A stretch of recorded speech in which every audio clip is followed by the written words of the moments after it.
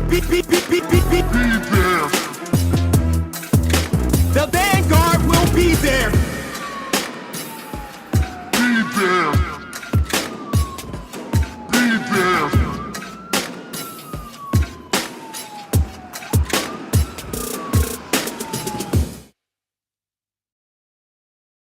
Oh shit, here we go. What's up, everybody? We are back with a mighty vengeance. It's our favorite stream of the month. It's our Q&A stream. How you doing today, Gavin? I'm doing great. What's up, guys? Welcome back to the Vanguard Live. We're coming at you today. Luckily, on a weekend afternoon, that's when we like to do our live streams. It's always a pain when it doesn't line up that way, but luckily, Or at least the patron live streams. yeah, that's what I mean. Sorry, the Q&A live stream. Preferably, I only work on the I weekends. like to do this on Saturday or Sunday, either or. Other than that, it gets in the way of my challenge time. No, for sure. But the Q&A live streams, our patron Q&A live streams, we do love to do these on weekends, specifically towards the end of the month. So we're super psyched to get into all of your guys' questions from this month. We got some good Patreon questions, as always, from our Patreon community. That is one of the perks of joining. You get to ask us a question or a couple questions, of any Some of you length. really like to, flirt with the line. You like to milk the cow over here. You like to see, what's my patience level? You guys know it's far thinner than Gavin's. You get a Gavin over here, you'll be like, oh, come on, bro. It's funny, actually. I've realized this about myself. Every time I work anywhere, I end up being like the one that's the curmudgeon, right? Like my buddy Devin is the other bartender that I bartend with a lot, right? And I'll be like, Devin, it's last call. And he'll be like, these two guys haven't seen each other in a long time, man. I'm just making them a round of shots. They said I swear to God, they're gonna leave, bro. They're just, hey, come on. And I'm like, bro, what the fuck? Do we have no standards here? And he's like, bro, you're crotchety, bro. And That is true. I remember one time we were in an Uber together in the morning, and the driver was real chatty, and I was like trying to have a conversation with him, and you were just like, "Fuck this!" Put in your headphones. And we're like, to be fair, we were going out on a flight at 6 o'clock. It was early, but I was trying to be optimistic. I'm the curmudgeon. Gavin's the optimist. Welcome to the Vanguard podcast. Hit like and subscribe. But this is our stream dedicated to the patron community, the lovely fuckers that keep the lights on here, who we like to begin in and every live stream, including this one, with a massive shout out to. And we like to throw your names up on the board, a la Hollywood producers. These are the people that make the show possible. They keep the lights on here. They keep our boat afloat. And if you want to have your name up on the big screen, if you want to be seen on the podcast your favorite podcasters are watching, boom, become a Vanguard patron. Oh, yeah. Hit up that link, guys. It's in the description. Really appreciate the support from all you guys who make the show possible.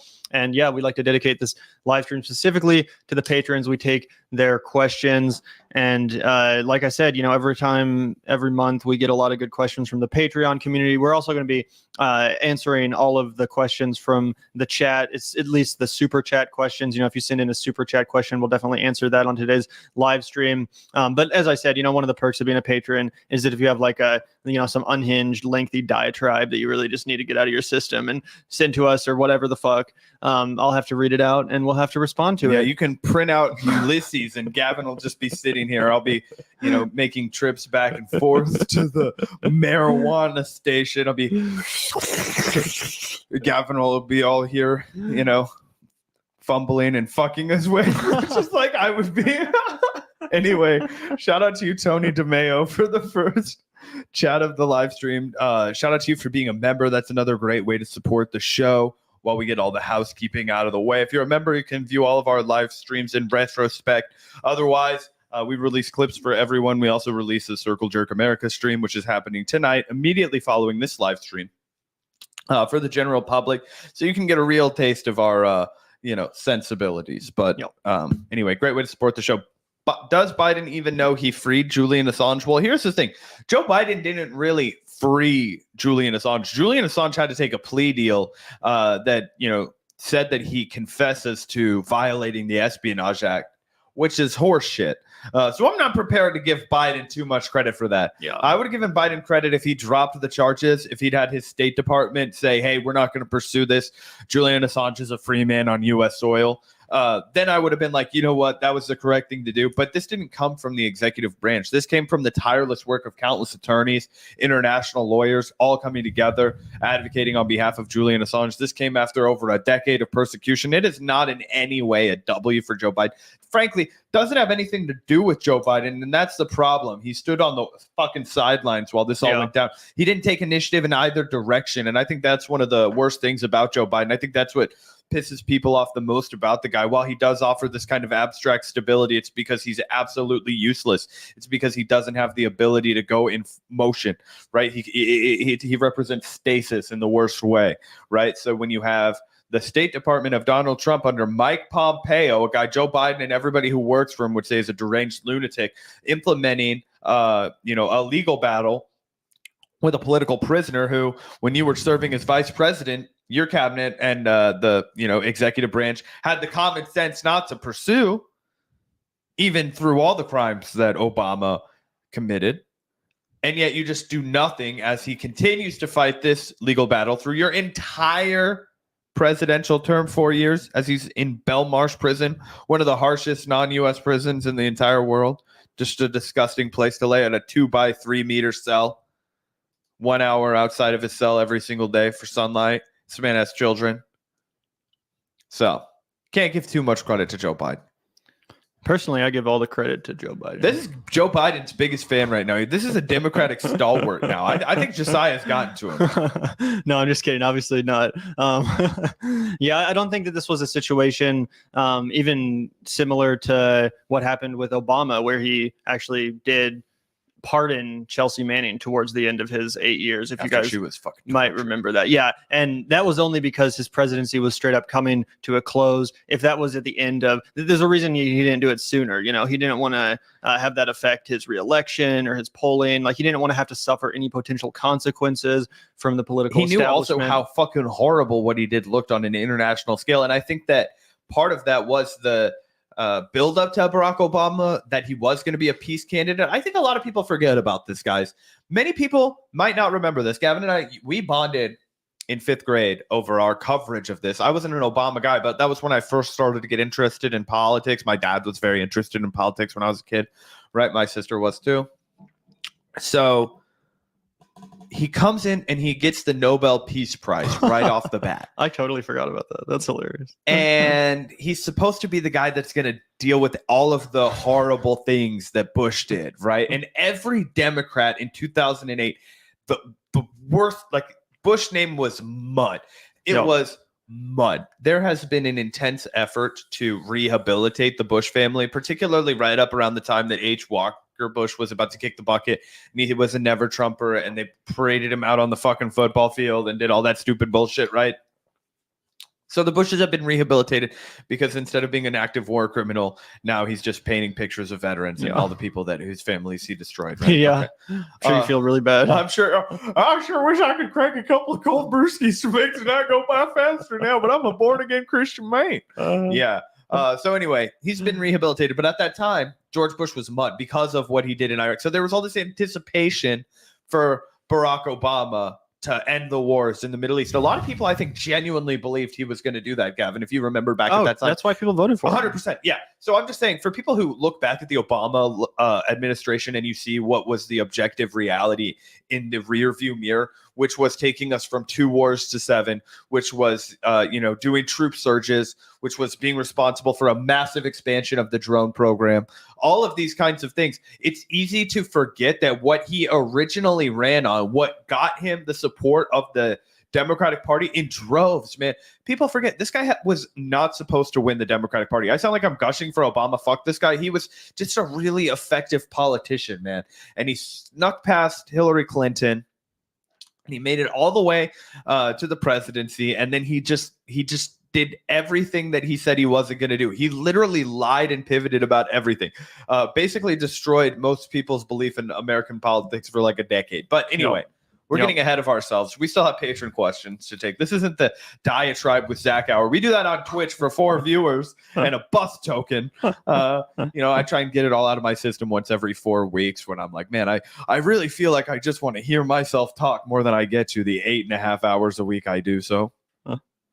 Yeah, absolutely. Let's get into the first Patreon question. And like I said, as a reminder, we'll be answering all the super chats as well.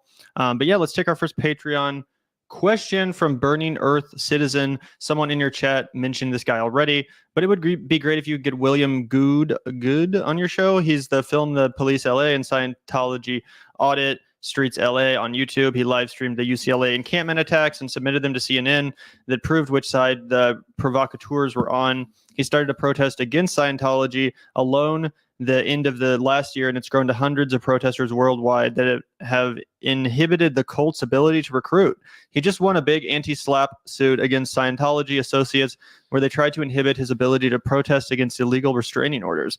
In a time where it feels like our side suffers constant losses, this guy gives us hope of what we can accomplish with just a camera and a loud voice. Even if you can't get him on, I encourage viewers to check out his work and those of the other Scientology protesters listed on sptv.space. Some plan to continue protesting other cults or corrupt organizations once Scientology is finally kneecapped. Also, just want to say, as a boomer that finds it hard to relate with my peers, it's comforting to listen to people of like mind so I don't lose mine. I avoided checking out your show since your association with Dore during Force the Vote, but I've been a fan since you appeared on Leftist Mafia last year. Really appreciate your show and your voices. Well, shout out to you. Thank you so much for that kind comment. So glad that you enjoyed that Leftist Mafia appearance, and that's cool that you found us via that. We love those guys and gals.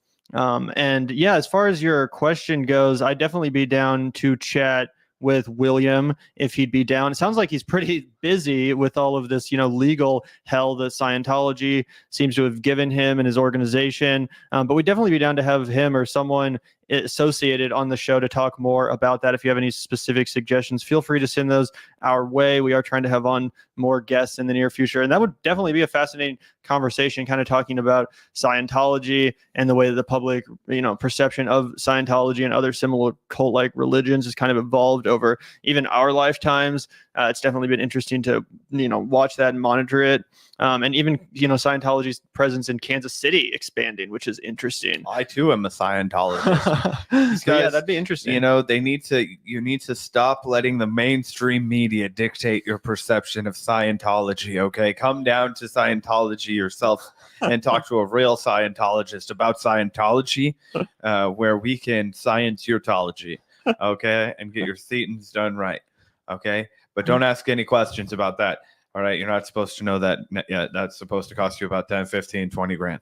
Anyway, moving on. Who's next up there? I would love to get that guy on. Speaking of interviews, we do have Bhaskar Sankara, founding editor of Jacobin and president of The Nation, coming on tomorrow.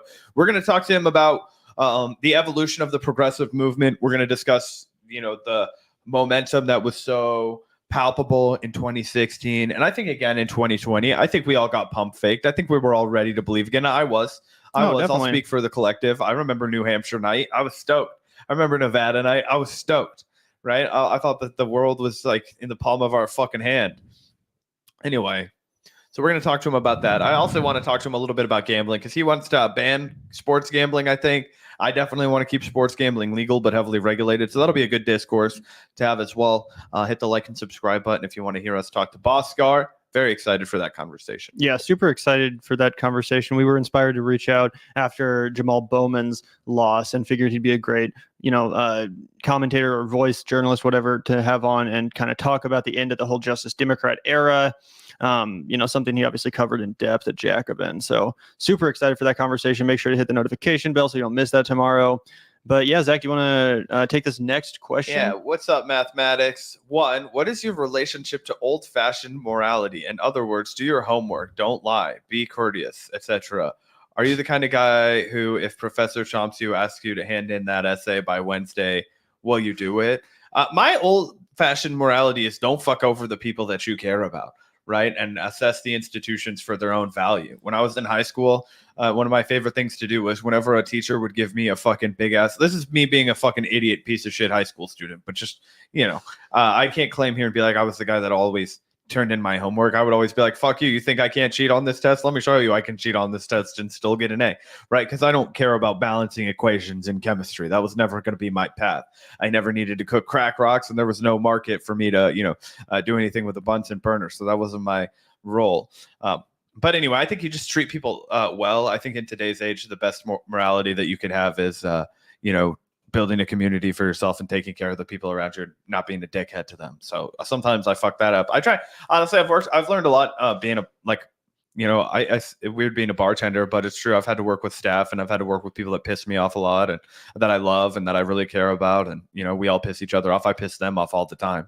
I have neurotic behaviors that sometimes people find difficult to fucking work with, right? So you have to find a way to balance all of that and treat people well and always uplift everyone and make sure that the ball's moving forward and that people are growing and happy and satisfied. And that's the kind of old-fashioned morality I have, keep your squad tight and take care of them. Yeah, I feel like that's one of the reasons I've always been skeptical of religion specifically, and specifically people claiming that like a religious foundation is necessary to have a decent like moral compass or ethical foundation. Like I do feel like it's pretty simple, kind of like you just articulated, Zach, and what's usually just called like the golden rule, like treat people as you want to be treated. Like if you wouldn't want something done to you, then probably shouldn't do that to other people. You probably shouldn't treat people how you wouldn't like to be treated or disrespected, whatever. It's not that difficult, right? Basic empathy will lead you in the, basic empathy dictates kind of, it's not that hard to figure out. So I've always thought it was kind of ridiculous to outsource all of that to some like ancient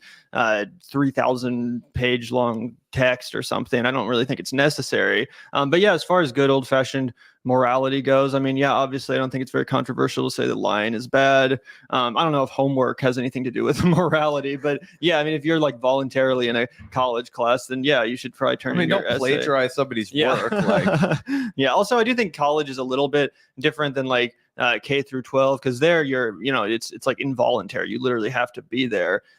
With college, like you are for most people, at least, like you're more electing to be there. It's like I'm pursuing my interests. So yeah, I mean, it's probably good to have like some respect for your professors and all of that. Especially if Professor Chomsky is the your teacher, then yeah, I might want to get that essay in on time. Whatever you think about anarcho-capitalism is utterly and completely irrelevant. To vote for Joe Biden, if you can understand the simple math that 1 + 1 = 2, then you can understand that you've got one option on the election day, and that is to pull the lever for Joe Biden, or you are in fact giving an election vote to Donald Trump. And I'm a very smart man that's never heard of the Electoral College because it's deeply inconvenient to the argument I'm professing right now. Anyway, so that was Noam Chomsky. The second one you ask is, see, this is the thing. I'll tell you what, Gavin and I up front, we don't give a fuck what the plot is about as long as the execution is really good. So I'll watch a show about anything, even if I think the people who the show is about are like fucking hideous and that it's like totally out of touch and bullshit. If it's executed really well, like I'll buy in, right? And then I'll feel impressed that you made me care about the fucking nuances of like a, uber rich, New Jersey housewife conundrum, right? Or I mean, I love The Sopranos. Do you think Tony Soprano was broke? Like, that's about a rich, out of touch guy. My sister and my girlfriend are both watching Sex and the City right now. They've been chit-chatting about that. Lisa and her friends love to do the whole like, are you a Miranda? Are you a Carrie? Oh my God, you're such a Samantha. So I've never watched the show. I'm familiar with Mr. Big. I don't know, like so that one I don't know for sure. That's a little bit for my time. The only reason I know anything about Sex and the City is because of the bartending. What was that culture? Remember that one show like Entourage? I kind of feel like that was like the male version of Sex and the City. That's so true. My dad fucked with that show. I'm pretty sure. I definitely. I haven't seen a single episode. It's but HBO, I've heard it's same time period. Yeah, it's for, Sopranos, Entourage, the golden era of HBO. Anyway. I think that I don't mind a show about a rich guy eating at country clubs all day after day. See, here's the reality of my life. I'm a bartender, right? Which means Thursday, Friday, Saturday, and Monday mornings, I'm doing absolute fucking grunt work. I am eating shit. The rest of my day, though, I'm going to visit my friends where they work. And I'm honestly, I'm sitting around a bunch of out of touch Larry David assholes that can actually pay full price at these places where I'm relying on my friends to give me things for free. You know what I mean? It's like, if I'm sitting at, Tom's Town, I'm not paying $20 for that fucking cocktail. I'm going to get a fake tab that says I had 2, seltzer waters. I'm going to give the guy that was working $40 in cash, and then I'm going to leave after I drank probably $120 worth of booze. So I am the working man's Larry David eating at country clubs all day. I can't afford it. My credit card statements are obnoxious. They'd make a doctor vomit. Yeah. But unfortunately, I have no plans to retire. Gavin and I are going to do this show until we die. So there we go. Who needs a 401? Luckily, the show would be That's for easy to do chumps. from retirement. We just have to roll out of bed and make a thumbnail. But Gavin, what's that? What was the retirement community that when we were kids we went and sang Christmas carols at? Yeah, I forgot about that. That was Right by where cringe. you lived growing up too. Fuck. Yeah. Oh, Jeez. that was my It phone. was like the Briar Rose or something. I don't remember. Briarwood. Yeah, whatever Yeah, it something was. like that. Yeah. Anyway, it was an old folks home every year Yeah. at Christmas time. We would walk over from Walnut Grove, where Gavin and I went to elementary school, and out of key, really pitchy. That was hilarious. I think we went to Crown Center after that one. We time. did, and they would let Yeah. you go to Pizza Street, which we all thought was Yeah. like the fucking tits at that time. Anyway, Yeah. shout out to you, mathematics. Do we want to Yeah. hit a couple super chats? Here, let me give my 2 cents on the Oh, second yeah, part sorry. of mathematics question there. I mean, I basically agree with Zach, and I think you kind of hit the nail on the head there, mathematics, at the end where you said Larry David is actually funny. But again, it's a rich guy eating at country clubs. Well, that's who cares, right? The point is that it's a compelling character. On Curb Your Enthusiasm or whatever, Larry David is actually funny and he's relatable, and it doesn't really matter his socioeconomic status because it's enjoyable to watch and relatable. Like I said, in the same way, it doesn't. I don't think it really matters the morality or circumstance of a character if you're watching a show.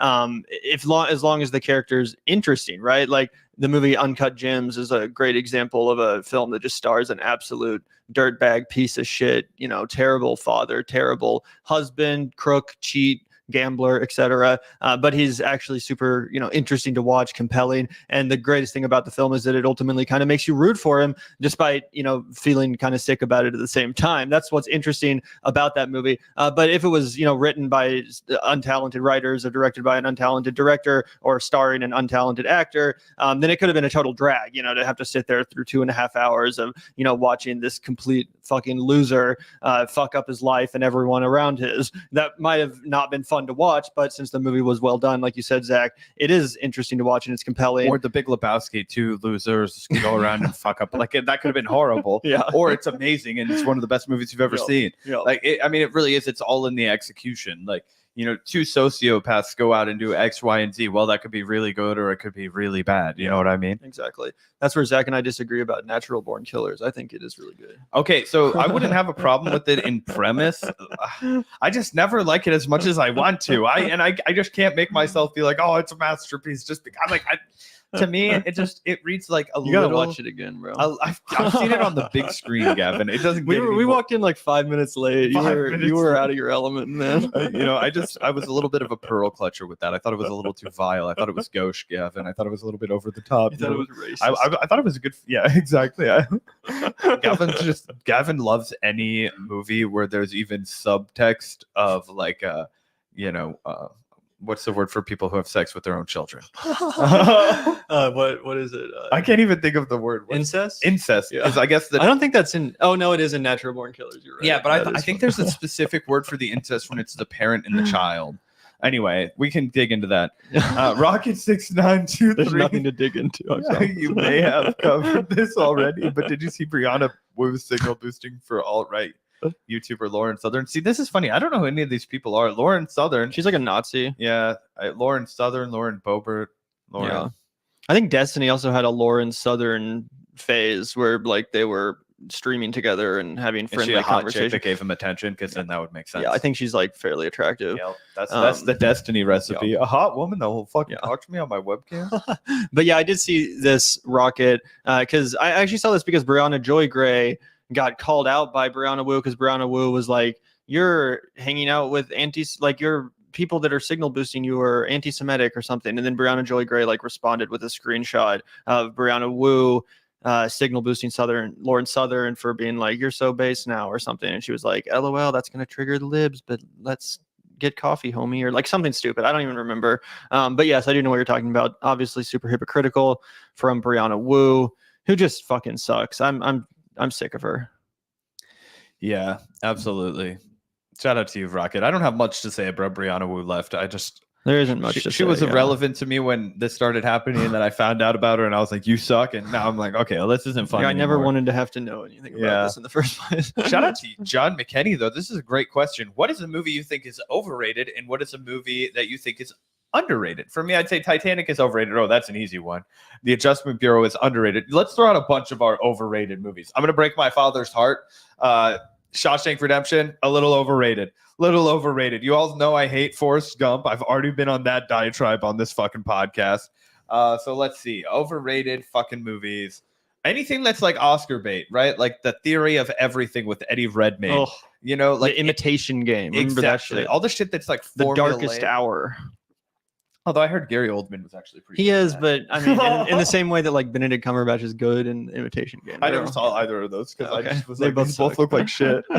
Anyway, I did have to go see The Theory of Everything because the lady I was dating at the time really wanted to see it. I was like, this is fucking insufferable. Just like, anyway, just like super reductive, like portrayal of Stephen, who was still alive. Stephen Hawking was still alive at the time. And it's just like, okay, yeah, you're watching this very famous actor like pretend to die of ALS in like a not very inventive, not very deep way. I was just like, not for me. Anyway, And Eddie Redmayne won the Oscar over Michael Which Keaton pissed for me off. Birdman. Yeah, bullshit. Michael Keaton was far more like I just think when you have to invent a character, it's way more impressive to me than if you're just playing somebody who already existed, especially if you don't do it in a really unique way. I'm not saying you can't play somebody in a biopic and like totally capture them and do it. Typically, they have to be dead for me to be that impressed by it. And if otherwise, it just feels like Or someone who was alive like a long time ago, you know? Yeah. Like Amadeus, for example, is one of my favorite biopics. Oh, 'cause sure. it's- Or like when fucking Ray Charles, that movie was made with Jamie Foxx. Oh, did a yeah, great Jamie job in Foxx, that. yeah. And that was fine. It was still kind of reductive, though. It was like, you know, he did a great job of being a guy who already existed. The problem with biopics is they always fall into this thing where they feel like they have to cover like the entire lifespan of the character. So then it just feels like this like greatest hits montage instead of like an actual, you know, interesting portrait of someone's life. It kind of just feels like a montage of like the greatest hits moments. Like I said, where the best. That's why you got to do like the like last 3 days of like a famous album or something like that. That's the same problem I have. Even though Val Kilmer, I think, absolutely crushed it as Jim Morrison. The movie's 3 hours long, and I don't give a fuck by the end. I thought that movie was pretty fine. I like it's good, but it's the same exact shit of like, yeah, I know what you're saying. It does fall into that for sure. And then like, he has to die at the end, and you're like, the best okay. biopics are about like something pivotal in an important person's life, like The Social Network, for example. That's a It's not great about like Mark Zuckerberg's like childhood all the way up until like whatever the fuck. It's just about the creation of Facebook. And he happens to be a really compelling character, but it's not just like this Oscar bait biopic, even though it did win some Oscars, I think. Oh yeah. By the way, I will agree with you, John. The Adjustment Bureau is an underrated Is that Matt movie. Damon? Yeah, it came out in like I think 2012. I remember I saw the trailer for it, but I never watched it. I like Matt Damon, bro. Matt Damon is the kind of actor that when I was a child, I daydreamed about being. I think a lot of people did, right? Like he always was in such cool movies. He was the leading guy, but he also could do like a real, like, I don't know. I would say for mainstream guy, he had like, you know, he wasn't an actor's actor by any means. He was like the kind of actor you want to be when you're 12. But that was a cool run because you don't get to be an actor like that anymore. As he kind of laid out, he was like, oh yeah, the kind of movies I like to be in, they don't get made. And if they do, they're for like $1 million instead of, you know, $15 or $20 million. So you can pay people and have a real crew. Yeah, absolutely. Another underrated movie that I know you're going to agree with, Zach, because we both saw this film together and both agree that it was quite underrated, is Red Rocket by Sean Baker. Oh, that a lot of people slapped. Yeah, a lot of people love Sean Baker and talk about like the Florida Project or Tangerine, and his upcoming movie Anora actually just won the Palme d'Or. But I was pretty disappointed that his last film, Red Rocket, kind of got passed over. Like it didn't get as much talk or hype, or it didn't get any Oscar nominations. But that film's amazing. That's another movie where the main character is like a rotten son of a bitch and no good, you know, piece of shit. But it's really well directed. Simon Rex is amazing in the lead role, which is weird because it's one of his like only serious roles as an actor. Sean Baker's such a good director, and you can tell because he takes people who probably shouldn't have amazing performances and makes them spectacular. Yep. So that's definitely an underrated I would movie. say on a similar note, not to hijack your role, but Good Time. A lot of people love the Safdie brothers, and a lot of people got exposed to them with Uncut Gems in a big way. But I think Gavin would agree, maybe not as good of a film in terms of like polished cinematic experience, but maybe even more fun and exhilarating for sure. It's so fast paced. Good Time was spectacular. Robert Pattinson, Benny Safdie is also incredible in that movie. In fact, when I watched it, I had no idea that he was one of the directors, and I bought in 100% to his character. So very impressed by him. I also would say Gavin knows I'll bring this movie up any chance I get. We saw it in theaters together. One of my favorite film going experiences of all time. He could probably name it right now. Green Room. Oh yeah. I fucking loved that movie. I love Jeremy Saulnier's like run. Blue Ruin was great. It was a little like more meditative and slower than Green Room. Green Room is just unfucking hinged. And it was funny. I remember a couple of years ago, Gavin, I showed it to Salisa. I don't know if you were there watching it with us or not. Didn't you say she was not into it? She was like pissed off because it was so brutal and there's like a dog that gets killed in a really fucked up way. And I was like, oh yeah, I forgot this isn't made for everyone. So trigger warning, if you don't want to see a hardcore punk rock show that goes brutally wrong, don't watch that. But it has like Patrick Stewart in it. And that one guy that was in Star Trek that got killed by getting smashed in a mailbox. Yep. The other underrated movie that I love to plug to people is Listening to Kenny G, the documentary about number one multi-instrumentalist or whatever the fuck of all time recorded. Kenny G, who I didn't even literally know about until I watched the Kenny film. G I mean, I'd heard his music. Like once, I heard the greatest hits they play in the documentary. Your mom wasn't a Kenny G and a bubble bath lady? No, but this documentary, like I said, I knew nothing about Kenny G. I didn't give a shit about Kenny G. This film is absolutely amazing. And even if you don't care about jazz necessarily, it's a really interesting movie kind of about like the popular perception of art versus the critical reception of art. It gets into like cultural appropriation. Obviously, Kenny G's a white guy who became like the highest selling jazz artist of all time, and what that says about the different, kinds of people that listen to jazz for different reasons, and the way that the critical jazz community absolutely destroyed his film, but it was, simultaneously embraced by the listening public. It's a fascinating movie, and Kenny G himself makes for a just insanely interesting kind of like weirdly neurotic perfectionist kind of guy, but also strangely wholesome and funny. He's a great interview subject, so I definitely recommend that film. Like I said, even if it doesn't sound like something that would interest you, it didn't sound like something that would interest me either, and it really is one of my favorite documentaries of recent years, and not a lot of people talk about it. So there you go, John. Yeah, there you go. Shout out to you, John. Always asking real good questions. Asking all them questions. Asking all them questions. Anyway, shout out to you, Alex Schmidt. This is for Gavin. How would you feel if the Royals signed Trevor Bauer, Gavin? Yeah, I unfortunately, although I do like the Royals and baseball. We're going to a Royals game on Tuesday. Yeah, I couldn't tell you shit about. I don't think I know a single player on the Royals right now. Salvador Perez, he was on the World I thought they Series. all left after that. Well, Salvi's still around. Okay, I do They've know got that guy. Salvi playing first base sometimes because that he's getting old. It's harder for him to squat all fucking game, but he can still hit, so that's cool. Yeah. Anyway, he can. I do hit all know right, him. though. I do know Salvi. Yeah. But yeah, what do you feel about that? Who's this Trevor Bauer character? Here, Gavin. I wish I could tell you, but I also don't know who the fuck this guy is. I need my dad to call me and tell me about this shit before I get asked these kinds of questions. Because what'll always happen is like, I'll talk to my dad on the phone and he'll be like, "Did you hear about this?" And I'll be like, "No, who the fuck is that?" He'll be like, "This guy's he's gonna be pretty good." And I'll be like, "The Royals always suck." And he'll be like, "No, we're turning a corner." And I hear that every year from the guy. And then sometimes he's right. And this year he was right. We also signed that one fucker to like a huge contract. And that's what kind of turned us around this year, it seems like. Anyway, I don't know. I don't follow baseball like that. Gavin and I treat going to the baseball fields like going to a nice bar with a beer garden. It's like you got a little action going on. We get the cheapest tickets we can. They've raised the prices, though. $18 to get in. I remember the $9 days. days. Although that's still compared to any other sporting event, that's pretty decent. No, it's cheapest to get in Arrowhead's like $125. That's what I'm saying. I wouldn't even entertain that. Gavin's not interested in going out, hanging out in 30-degree weather, shivering his ass off, paying $13 for a beer. They only have Coors Light, Gavin. You don't even like it. Anyway, shout out to you, Alex. One of these days we'll go out to Arrowhead. When the Vanguard gets another 0 in the old subscriber base, I'll be like, "Gavin, listen, we're going for to the good Arrowhead. of the people. We're gonna have you go out on the coldest day of the year, and we're gonna make content." Vanguard field trip. Gavin, we'll get you a little press badge. See if it goes anywhere. It'll be cut out like a van.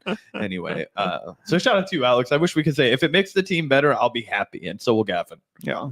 Shout out to Robin G also for the 199. Do you like or watch any reality TV? Absolutely. I definitely enjoy some reality television. There's a certain kind of mood you get in where nothing quite hits the spot like some good juicy reality television. I was into the show called Love After Lockup for a while, which was about like prisoners dating people on the outside, and then they get out of jail and like finally meet up with the people, and usually a bunch of insanity ensues. That's a great show. I also loved Married at First Sight, which was on Netflix for a while. That was fun. RuPaul's Drag Race, I've seen a couple seasons of that. That's pretty fun. All the Food Network stuff is obviously a big favorite of Zach and mine. I used to love the next Food Network star specifically. We both grew up on that shit. It went to fucking shit, bro. It got but so the bad. Guy Fieri one up until like I would say the first like 10 seasons actually were really probably like good. up to 12 or 13. Yeah, it was solid. Good for my entire like childhood, I would say.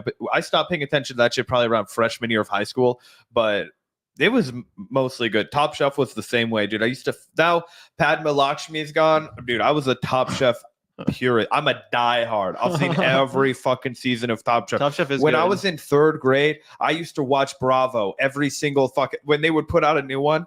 Boom. I was there that night with my mother. We were sitting in front of the fucking TV watching Top Chef. I was that kid. Okay. I was weird. But that was the reality TV that I fucked with the most recently. So Lisa and I found out that there were not one, but 2 people from Kansas City that were on 90 Day Fiance. Oh shit. Was it set in Kansas City? No, one person was from Kansas City and the other person was from Salina, Kansas. So like kind of close. They fly into the Kansas City airport when they do their whole reunion.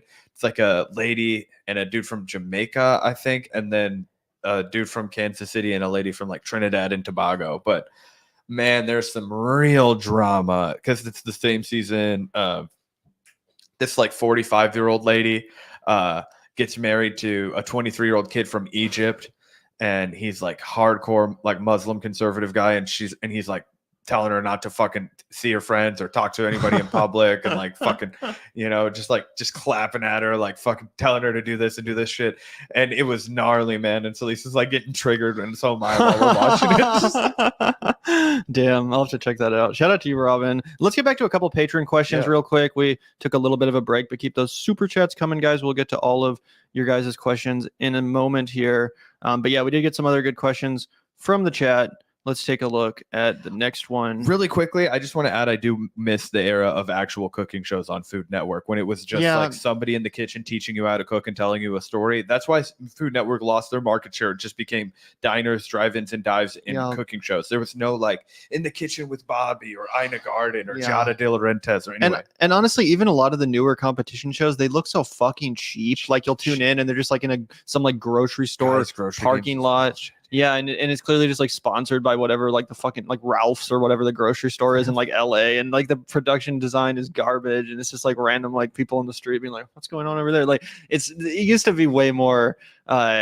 It used to feel a lot more cool. They used to take it serious. It used to be a real. I mean, you guys forget Food Network is what gave us Anthony Bourdain. They just lost him as soon because he did not want to be on Food Network. They had 2 seasons of a Cook's Tour, and then he fled for Travel Channel. Yeah, dude. If they ever lose like Guy Fieri or Bobby Flay, they're fucked. Bobby Flay walked, and then they got him back because he was demanding a fucking ass load of money. And then they were like, "Actually, without you, we're fucked. We have to give you this ass load of money." Yep. And now he just does that beat Bobby Flay shit over and over again.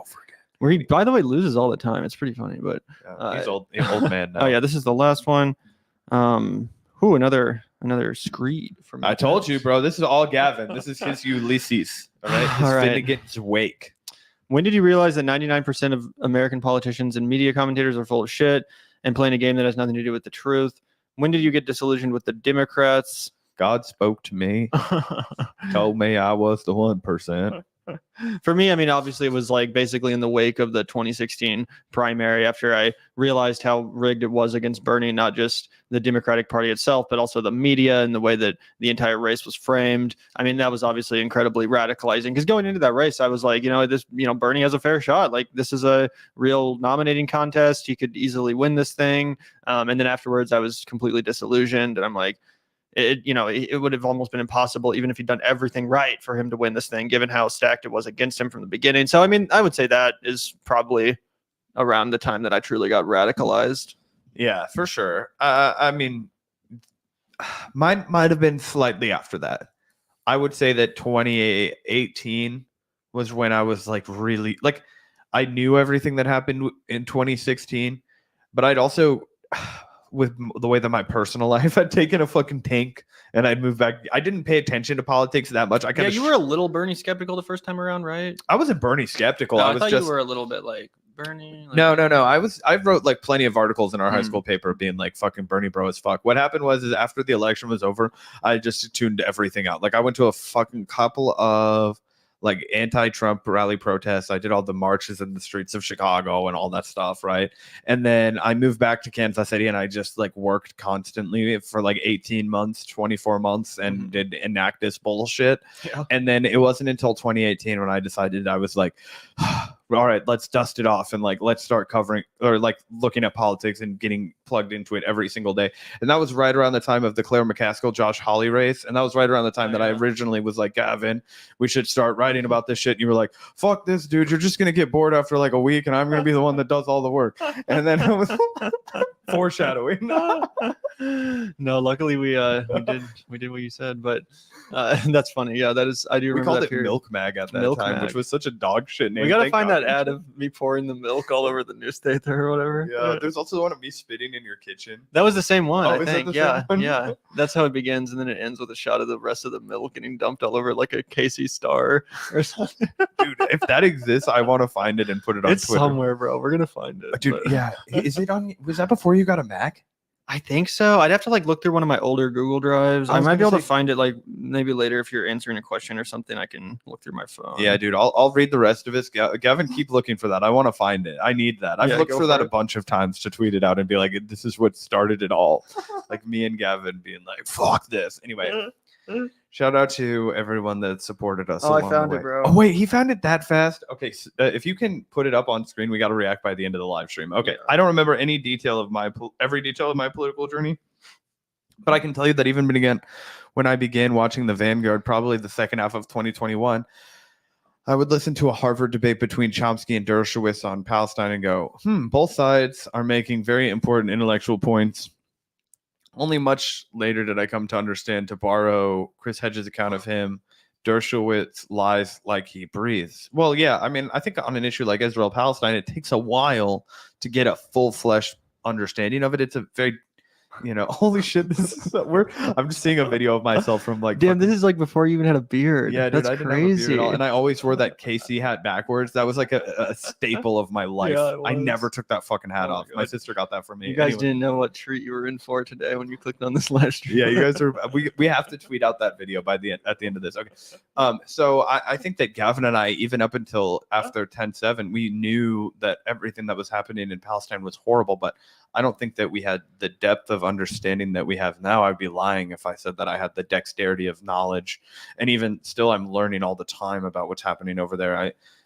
There's so many things to cover when it comes to American politics. That's what makes it so, all consuming. So it makes it sometimes hard to wrap your mind around. There's so many different things that you could have an expertise in. And one of the things that we try and do on this show is we just won't bullshit you. Be like, I don't fucking know about this. Yeah. So when it came to 10/7, it was time for us to be like, okay, are we going to just not talk about this, or are we going to really fucking learn about it? And we both decided we were going to, dig in and really try and get a robust understanding as best we could and find the best sources we could. And even though we don't consider ourselves a primary or even a secondary source on the matter, we wanted to be able to provide, full commentary on the matter. So I would say even as recently as 2023, I have come to and even as recently as last week when I found out that all of you guys hate democracy and support dictatorship, I'm still politically evolving.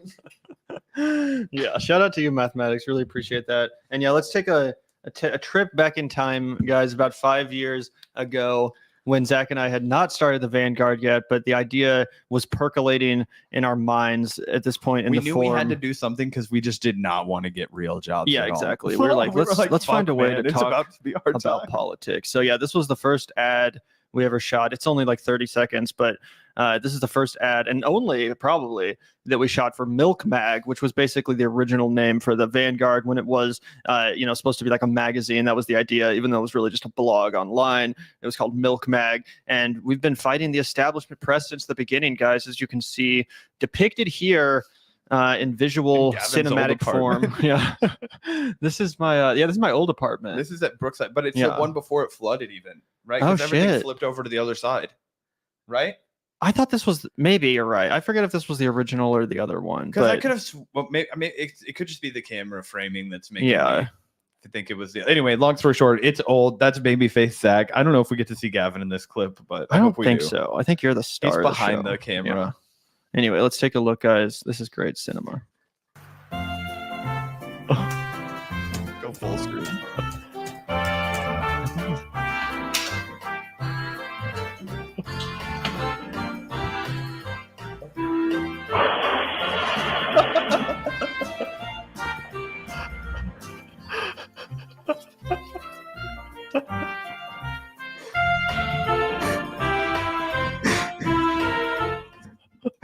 Oh boy, this is who you guys are supporting, by the way. So thank you. Let's give a round of applause for everybody who Milk Mag. That's what I gave your mom last night. What up? Literally anyone in our audience even remembers or read any of that work. I don't think a single bro. The only thing that we did was Gavin, and honestly, I think it was the best thing we could have done. We were really sharpening our tools as people who covered politics. Gavin and I would edit each other's articles. We took it so fucking serious, did. guys. You guys. We're laughing about it now, but it's because of how serious we took that shit, dude. We were like, gotta get more material out. We would be like 8, 9 favorites, dude. We gotta get 13 favorites, bro. That's 13 people that saw this shit. That's 13 more than last time. Like, you know, I'd be like putting articles in like subreddits and shit. Like, bro, we just got 20 strawberry upvotes. jam and recommends. You know, good shit. Anyway, Dude, yeah, that's the hustle, everybody. That's the grind set mindset. People are always like, oh yeah, it's crazy how you guys just like got a show off the ground. I'm like, all we did was obsess about this for the last 5 years. So you're welcome. Start getting to work. and even before that, we'd always talked about doing some Every sort of single- bro, podcast. Think so. about if we could find the Mulholland Drive or the Personal Shopper. Guys, Oh, look, God. when Personal Shopper got released in America, Gavin and I saw that movie, played a game of chess at Broadway Coffee, and then went home and recorded an hour-long Adderall-addled fucking podcast about that for an audience of 0, right? So that's how long we've been at this. We didn't even expect to get an audience. We didn't even publish it to anybody. It was just like, bro, let's go record a podcast. Yeah, dude, we're fucking... Oh, yeah. The chick I was dating at the time was like, who the fuck would listen to that? I was like, nobody, but we're gonna do it anyway. Well, we proved her wrong. Yeah, exactly. Should just send her one of our videos and be like, see, Oh, someone, dude, I guarantee you someone she's seen did. this shit. Don't worry. Shouldn't this be an Ask Us Anything rather than an AM? You're a grammar fascist, aren't you? You're the kind of person that's like, you know, your homie's got his like notes for what he wants to do for the day, and you're like, did you know you misspelled Wednesday? And he's like, that's not the fucking point, pal. You knew what it meant. It's Wednesday. Okay, well, I'm sorry. I'm not a fucking... Also, no one knows what an AU. That sounds like a DUI or something. Yeah, that sounds like something you're gonna put in my rectum, Yeah. dude. I don't know. Fuck, you can keep your AUA. I'm gonna have my AMA. How about that, bro? No, I'm kidding. Shout out to you, the anti-corporatist. You've been a member for 3 months, Gavin. Stop talking shit to that guy. He's a fan. Sorry, bro. Appreciate it though. Also, Libra Vision Network. I'm pretty sure most people's like moms are the kinds of. I think my mom really liked. My Downton mom Abbey. also watched Yeah. it, and I think I always thought it was Downton. It's Downton Abbey. Downton Abbey. Nobody calls it Downtown Abbey. Yo, you want Did I the say- Downtown I Abbey? didn't say downtown. No, you Abbey. didn't. But it's spelled Downtown Abbey. You ever think Oh. about that? Yeah, that's a good point. Yo, Downtown you ever Abbey. tune into that Downtown Abbey? Downton Abbey. It's like, well, people who pretend that they like people whose fantasies to be a British person from like Victorian times, I feel like love that show. You Yeah. know, my mom used to have like, you know, probably like 7 or 8 glasses of wine, you know, unwind on the couch with a benzodiazepine, watch Downton Abbey, you know, don't fucking talk to me. Yeah, I don't think many like non. Yeah. Anyway, shout out to you, Libra. It's kind of like one of those shows like Ted Lasso, where it's like exclusively enjoyed by parents. You know what I'm saying? Like, I don't think any non-parents. Nobody under the age of 40, Yeah. or maybe a couple of people who have never had sex in their life. You know, you're just a 38-year-old bitter person. Isn't it like a wholesome show? I don't know why. Yeah, I think it's on PBS. I don't trust anybody that's grown and watches PBS unless it's some sort of drinking game. I don't think is it. I don't. You got to take a tab of acid before you watch Downton Abbey if you want to hang with us. Otherwise you have to sit at a different table. Anyway, shout out to Racecar 789. Related to the debate performance, is it possible to replace every ounce of red blood cells with amphetamine vials? Maybe there is a max ratio of some. Oh, there's a max ratio. There's a thing in your body called your heart. And unfortunately, you can only pump so much so fast, or you will have what is called a heart attack. And that is what will happen if you replaced every single red blood cell with amphetamine vials. Zach knows from experience. No, I'm just kidding. Trust me, I've gotten dang close, and mine was pharmaceutical grade. Guys, you will not believe how much amphetamine salt they used to give my fucking stupid ass, bro. Because I was a problem child. I was a menace. I was ungovernable, and I was getting like fucking double doses of 50 mgs, man, every single day, which was a hot commodity on the street. Let me tell you could move that. Anyway, yeah, people can't even imagine because guys, I'm only saying that to look Zach cool. does this shit. Like he's no longer on Adderall. I know, dude. People Adderall. always think I'm in the bag. I'm like, I this know. podcast is not. I'm like, trust me, bro. I know what he looks like when he is on Adderall, and this is definitely not that. You know what I'm saying, bro? It's funny too because it's like, yeah, it's the thing about people with really bad ADHD is they look like they're struggling out when they're not on fucking Adderall, and then you see them on Adderall, and they're just like, hey, what's up, dude? Yeah. Hey, yeah, what up? How's it going? No, I haven't eaten in 4 days. That's cool. I feel like the only way to like successfully, like the people that successfully take Adderall, they literally just take like the 10 milligram like once a day or something. You know? And It's also not people are more responsible to me. That was the other thing. They were like, this only works if you take it really regimentedly. Yeah. I'm like, do you know what the fuck I'm here for? Like to get treated for it? Like the fucking problems I have in my life. Like that's like, oh, hey buddy, like no problem, alcoholic. All you got to do is just keep that bottle away from. Oh, good. Thanks. Problem solved. All you got to do is remember at 2 o'clock every single day to take this little fucking thingy that's really easy to lose. Oh, well, sometimes I get busy. Anyway, shout out to you, Racecar 789. Jinx. And shout out to you, Alex Schmidt. Bauer is infamous for allegations of sexual assault, which led to 2 terminations from Major League Baseball. No charges due to lack of proof. He's trying to get back in the Major League Baseball ever since. So what you're telling me is this man was wrongly persecuted and smeared, and now you're trying to further belittle his name after he was freed and cleared of charges due to lack of evidence? No, I'm just kidding. I don't know anything about this guy. Personally, I don't know. I'd have to look into it. Obviously, if he sexually assaulted these women, I think there should be, legal ramifications for the guy.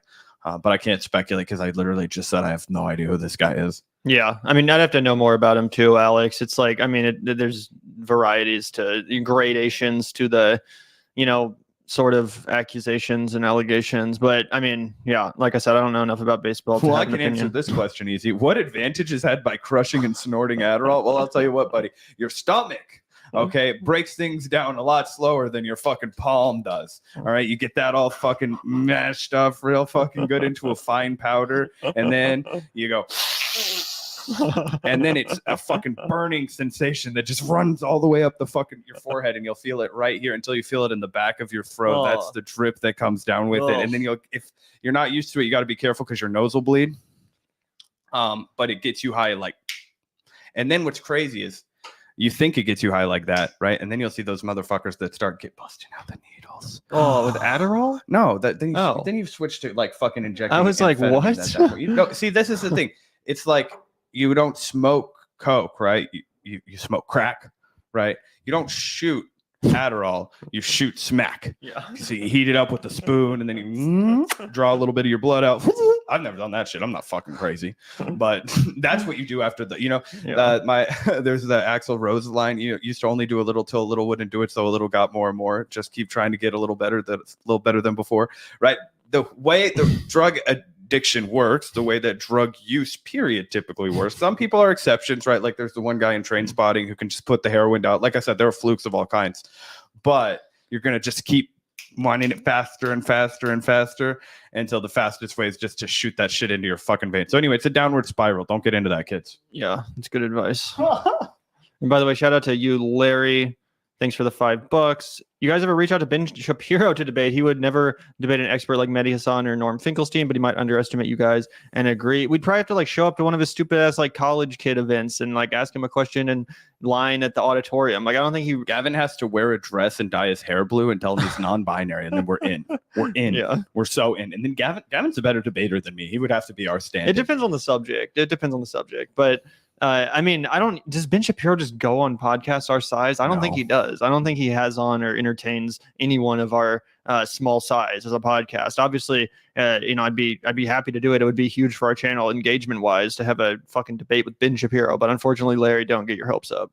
Yeah, bro, we would we would do evil, villainous things to get Ben Shapiro on this podcast. Trust me, that would be amazing for us. The clout alone from just smacking that dude around and belittling him. And he would think it would be good content because he would talk about how like rude we are. And we would think it's great because we would show no respect to him. Exactly. We would absolutely Just treat it like performance art. Oh, that's all you could do with a guy like that. All you could do is just try and make him feel like shit about himself. Yeah. Anyway, and try and make our audience laugh hysterically like hyenas in the process. Anyway, let's get back to taking a few more patron questions. Feel free to send any more super chats that you have that you'd like us to answer. We'll keep racking them up. But shout out to you, Kevin. Hypothetically, Trump suddenly becomes 100% aligned with you on Palestine and promises to fulfill any policy that involves Palestine. Do I get to have sex with Melania after this too? You know, do I also? Yeah, I also get to inherit his fortune. Do you consider him? No. Do you guys know about the recent Ishman? Oh wait, Gavin, you should probably take that. Do you consider him? I mean, Jesus Christ, no. I mean, I don't trust anything he says. He said last time in 2016 that he was going to give everyone health care, and that didn't make me vote for him. So, I mean, if there was some guarantee beyond a shadow of a doubt, objectively, I knew he would, end the war and, give the Palestinian people a state or whatever, then maybe, but there's just no way to know that. Politicians lie too much to, take them seriously, especially when they're a proven and known liar such as Donald Trump. 100%.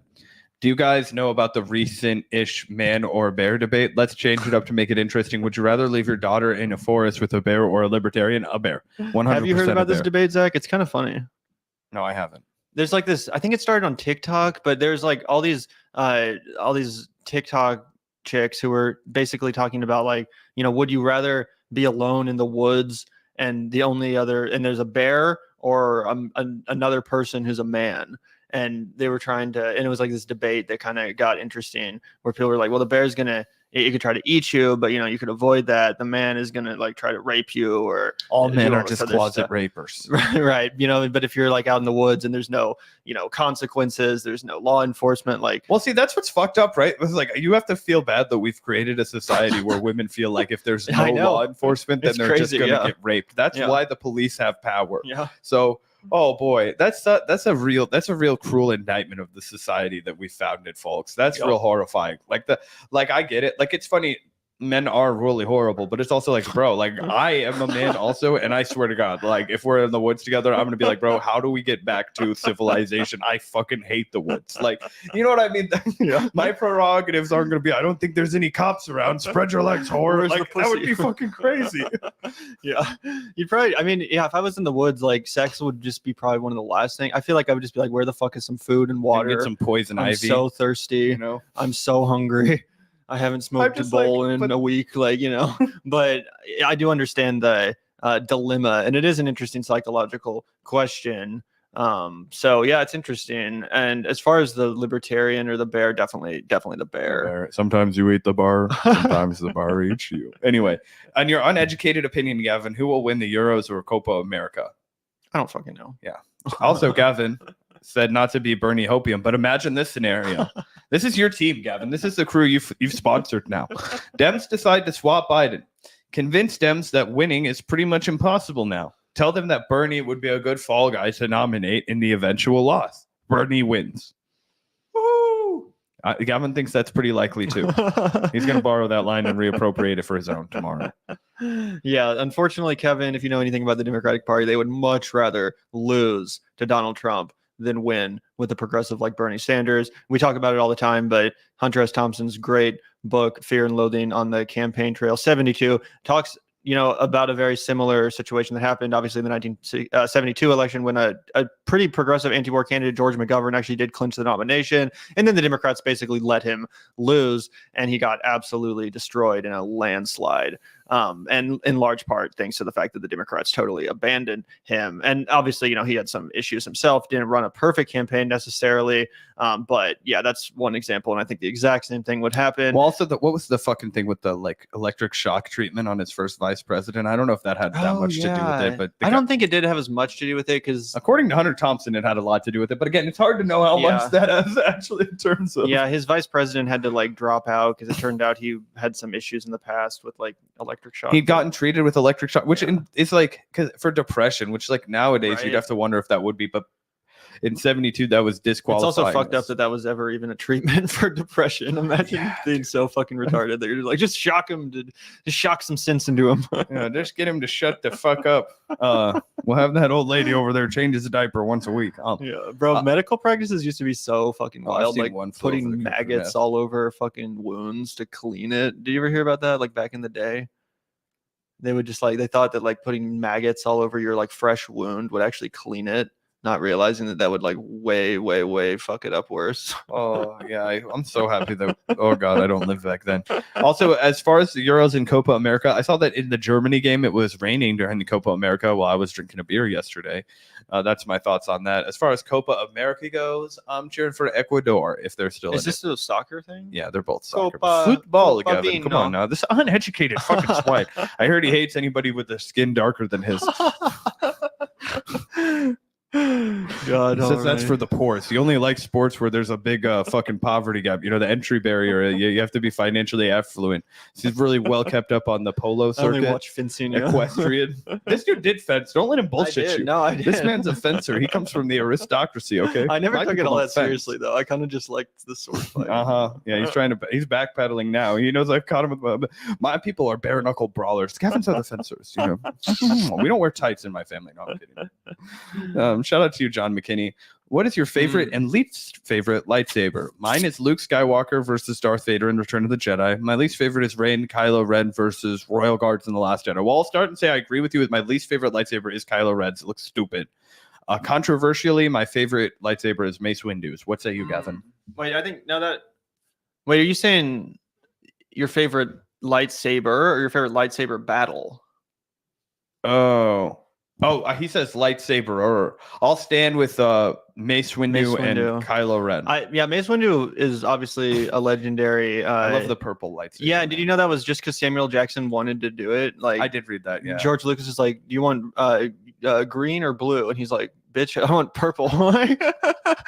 And then so they just made an exception because like you can't say no to Samuel L. Jackson, which is also kind of ironic because Mace Windu is actually a pretty boring character. Unfortunately, I don't really think that George Lucas like tapped into Samuel L. Jackson's true talents as an actor. His charisma. Yeah, his charisma, his energy. Mace Windu is so subdued, kind of like a not that interesting of a character, but the purple lightsaber is Probably obviously why he wanted iconic. the purple lightsaber. He's like, these bitches are gonna forget about me, and I wanted to be in Star Wars. You know what I mean?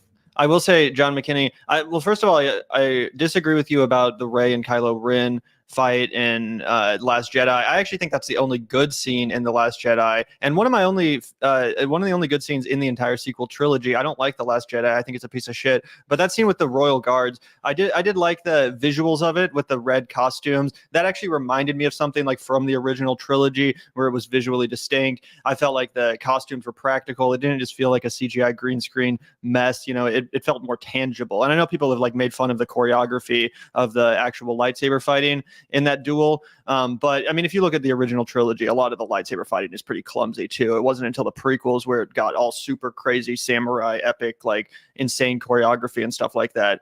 My very favorite personal lightsaber moment in any Star Wars movie is in the opening act of Return of the Jedi when Luke unleashes his green lightsaber for the first time after using the blue one in Empire. That's such an epic moment because it was the first time a green lightsaber had shown up in the series. And also I just love that whole Jabba's barge rescue scene. It's my favorite Star Wars scene. I think it most encapsulates everything that made Star Wars awesome, at least in the original trilogy. And even though I don't think he actually fights anyone with a lightsaber in that scene, he does some wicked damage with his green lightsaber. So yeah, that would be my answer, John McKinney. But thanks for asking the question. Yeah, shout out to you. And I've got a good one. This will spawn some good debate, right? So do you believe Trump is really a threat to democracy? I believe he is. But with the way they are risking pushing by Biden, it seems like they don't. IDK. Yeah, I mean, they don't seem to believe he's a threat to democracy. Well, what I think he's saying is by pushing by Biden. I don't know what that means. Are you saying that that it's a threat to democracy to throw out the primary votes of thousands of registered Democrats and subvert the will of the people? as Gavin rolls his eyes and says, I know what's best for the country. I do want a nanny state. I think that we have such a grave threat that we have to subvert the democratic free will of the registered Democratic the Oval Party Office is a nanny electorate. state. Joe Biden is the fucking patient. See, that's what I'm going to say that to him the next time that there's a ban on smoking. When they raise the smoking age to 35, like you have to be president, and Gavin starts losing his fucking Find mind. a 35-year-old friend real Yeah, quick. right. Gavin's gonna hold the sign that says "We'll suck cock for president or for cigarettes." Right? Just give me one elf bar, please. I swear to God. You know, Nancy Reagan had nothing on this fucking. Anyway, God. yeah. Yeah, I Gavin's- think he means like that he does believe Trump is a threat to democracy, but it doesn't really feel like the Democrats also believe that because of the fact that, and I mean, he doesn't even have to be referencing the convention thing. He could be talking about the fact that they didn't sanction a real primary and haven't been taking this seriously for a while now, while simultaneously, you know, browbeating everyone about how if you care about democracy, you better, you know, vote for Joe Biden. Meanwhile, they're refusing to I saw you tweeted about Ro Khanna doubling down on that shit, and it's basically over now. They're all like, "Shut up and fall in line." Yep.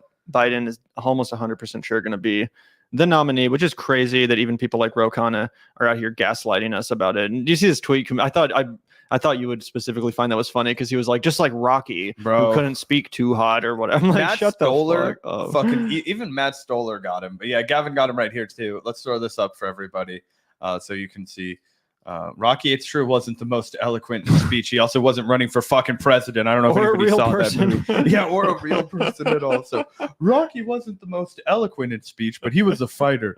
His character conveyed his eloquence. No, it didn't, dude. That was not the point of Rocky. The point of Rocky was that this was a guy who could fucking set his mind on something, and he wasn't going to be beat down by the world, right? Yeah. That was what Rocky was about. It was about going the distance. Do you know what Rocky is also about? Fucking losing. Yeah. Okay, I have to quote tweet this again. Because I'm sorry, but That's a good point. Rocky does not win at the end of the fucking movie. That's a very good point. okay. Let me tweet this out. It's also a stupid tweet from Ro Khanna because like this doesn't even really make that much sense. Like his character conveyed his eloquence. Don't you mean like his character like, you know, overrode his lack of eloquence or something? What the fuck does that even mean? His character conveyed his eloquence. Biden's character is his eloquence. Like there is no eloquence. He has absolutely zero eloquence. He has no ability to articulate himself. What Ro Khanna I think meant is that Biden's character like again overrides or overcomes his lack of eloquence at this point. But I don't even fucking get the tweet. Yeah, bro's not very bright. Remember when he cast a vote on denouncing the horrors of socialism in a country that's never had any horrors of socialism? He's not super bright. He also is afraid of any BDS developments. Ro Khanna, Silicon Valley snake. Unfortunately, he's a class interest guy. He's a rich boy. I don't have fucking time for him. The one thing I do respect about Ro Khanna is that he won't block you on Twitter if you talk shit to him. I do appreciate that about him. Also, I hate this new Twitter rule where you can block me and still be in my fucking replies, you fucking coward. Like, go fuck yourself, bro. I had this. Yeah, there was that weird ass is Colin that- guy that was trying to suck Jimmy's cock in our fucking replies, and I was trying to roast his ass, and it was like, you can't respond to this character because they have you blocked. I was like, but he can respond to me because I'm not a piece of shit coward anyway. You know, it's possible he unblocked us just No, to he reply. didn't. I checked. No, I'm saying just to reply and then reblocked us. That's the only thing I can Idiot think, piece but- of shit. Fuck Yeah. you. If you do that, you're a little bitch. Anyway. Shout out to you, Larry. Oh, wait, we already answered this, but thank you very much. And we'll get back to some patron questions now. Yep. Let's take a look. Dude, I fucking love Rocky. I reference Rocky probably more than any other leftist. That's my territory, okay? When I was a kid, I had the 5 box set. There were only 5 back then. 5 box set of the VHS tapes, 1 through 5, all the way leading up to the 5th one where Tommy Gunn, you know, before he dies of like fucking AIDS, you know, and he fights Rocky in the street because Rocky goes poor again, right? That movie sucked. But the last one that was really good was when he goes and he solves the Cold War by beating up that Russian guy who killed his friend Apollo Creed. Anyway, shout out to you, Tony DeMeo. In the area where you live, are you able to avoid corporate chain restaurants and fast food places? Are you able to go to stores that are not corporate owned? First half, I would say yes, Gavin. Yeah. But I don't go to corporate chain restaurants again because I'm an industry guy. I also cook really well. Like, I'm not even bragging. Like, that is one of the few things that I do really well. I can't play sports, right? I'm not going to dunk a basketball. But if you come over to my house for dinner, you're going to leave very satisfied. Yeah, I can vouch for that for sure. Yeah, as far as corporate chain restaurants, I mean, sometimes I like to go to them. Like every once in a while, you know, you have to get a fucking some greasy ass food from somewhere that's I can't even think of an example, but you know what I'm saying. There's sometimes you want to just eat. I mean, Gavin will eat the breakfast menu at McDonald's when we're not protesting their genocide. But other than that, I'm trying to think of a place you genuinely would miss if we got rid of like chain restaurants. I mean, I like Chipotle sometimes, genuinely. What about the fucking Burrito Bros? That place is good, but there's just something about the specific combinations. This man's like, I want that corporate flavor. I want to know that a white person just already fucking.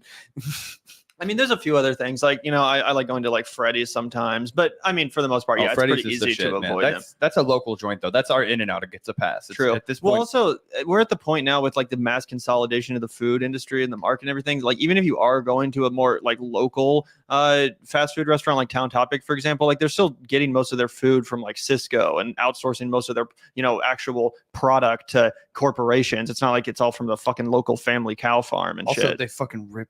Hard truth about Town Topic is they kind of rip you off now. Oh yeah, for sure. They know that they're big enough that people from Johnson County who have gone to the club for the Makes weekend. me sick. So it's now it's kind of expensive. Like I was talking to everybody. Now everybody kind of has replaced it with Tay's Burger Shack in the Northland because it's really good and it's like half the price. I remember I went there for that diner Instagram I was running like before people kind of caught on to it. I didn't eat there, but I just photographed it. I remember the Blip people told me that they fucked with it a lot. So Lisa and I still have to go. Anyway, long story short, Tony, we do a good job of avoiding fast food places. Unfortunately, Kansas City doesn't have the best grocery store selection.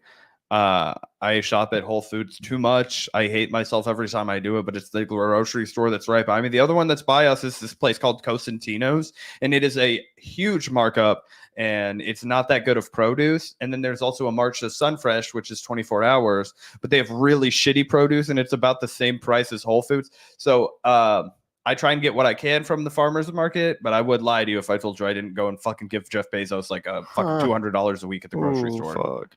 Yeah, I used to do that too when I lived by that Whole Foods. I won't deny it. But yeah, I try to shop mostly at this grocery store, which is actually a co-op in Kansas City, Gavin's Kansas. about to one-up me because he's closer to Strawberry Hill. Yeah, luckily only because it literally is the most convenient grocery store to me distance-wise. I do pretty much almost usually exclusively shop at the Merck Co-op, but they don't have the biggest selection. If I need something else, I'll go to like Cosentino's or something like that. Which but is I'm way glad more to have expensive, right? Like Cosentino's way is more. a fucking rip-off. Yeah, way. And I feel like there's no produce difference between like Sunfresh or the Merck, which actually has reasonable prices, or and Cosentino's. decent produce. Sorry, the Merck has decent produce. They do. I need to get over there more. It's just like a 20-minute drive, whereas like Whole Foods is like a 4-minute drive, and I'm like, fuck. Yeah. There's also this place called Midtown Market right by where I live. Oh, and they have the dankest Indian food. I swear to God. They have Indian food? It's the best curry you can get in Kansas City, and they have chai that's insane. You can just like get it to go. Dude, you should go in there and get it on your way home today, because I swear to God, even if you just get the chai, it's the best chai I've had in Kansas City. Me and Celisa shit our load about it. We go there so often. Well, not so often, but when we go there, it's like last week. Is it like decently affordable? Because I hate it's like $10. Nice. I hate when you go to an Indian restaurant. It's like $25. It's in the back of a grocery store, and it's just like they have like fucking samosas and some. They have all kinds of shit, but it's like made in those huge pots, and they have vegan food too because of all the fucking Indian bros that are in there that don't eat meat. But they also do like chicken curry and shit for the bad people like me. Nice, yeah. Do they have like paneer masala? I don't actually know. I don't want to lie to you, but I do know that they have vegetarian options and regular options. And you remember that dude Zach Linares that I used to hang out with every once in a while? He was the one that put me onto it. He was like the best Indian food, and he used to work at Chai Shai, the Pakistani place. That place. So he has the fucking intel on where the fuck the good shit was. Anyway, we're on a big diatribe now. You guys that don't live in Kansas City, we're talking about all of our favorite places to eat. And by the way, someone put it in chat. Taco Bell is the premier fast food destination. I think for both of us, if we're craving some, good old fast food. Here's the thing, guys. When I get off work at like 2 a.m. on a Saturday, if I've had my ass kicked pretty hard, and normally if that happens, then the staff, they all want to sit around and have a couple of beers after work, which is hard to say no to, right? Because you're tired, and then the shots come out, and I have a hard fucking rule at work that I won't take shots. Like nobody at my work. Like everybody takes shots all the time when they're bartenders. I refuse to fucking do it. I just think it's a slippery slope. I don't want to be plastered while I'm at work, all that kind of shit. But at the end of the night on Saturday, sometimes I'll take shots. And if I take a shot, then I'll usually crave Taco Bell at the end of the night because I'll be too tired and fucked up to cook. I'll be like, so Lisa, let's just drive us home. Sorry, drive us home, please. I'm going to go fucking go home. And then I'll eat like a crunch wrap and then fall asleep and feel like shit in the morning. Yeah, dude, their nacho fries are to die for, bro. I could just eat like 4 nacho fries and a Baja Blast and be good. You know, you fuck with those fries, yeah. They're good. Their I other always stuff's get the good too. Crunchwrap But Supreme. I don't know. I think everybody has their one Taco Bell order. yeah. If you ever want to be a douchebag, ask the guy at Taco Bell to deep fry your Crunchwrap. Ooh, that sounds good. If you use the app too, you can like edit shit. Like it's almost like Chipotle. Like if you just get a fucking potato or a cheesy bean and rice burrito or whatever, you can add potatoes. You can add like fucking jalapenos. Like you can make it a lot more, substantial. But Also, anyway, that 2-person meal deal that You they told have me at about Taco that. Bell, Yeah. that shit is insane. I don't know if it's just on the app where we live, but for all of you broke boys out there that are looking for a good deal, you get 2 burritos, 2 tacos, and 2 Crunchwrap Supremes for like $11.50. It's amazing. yeah, absolutely. So Shout if you out to you. split that with your homie, you both are in and out for like $6.50. It's ridiculous. Yeah, yeah.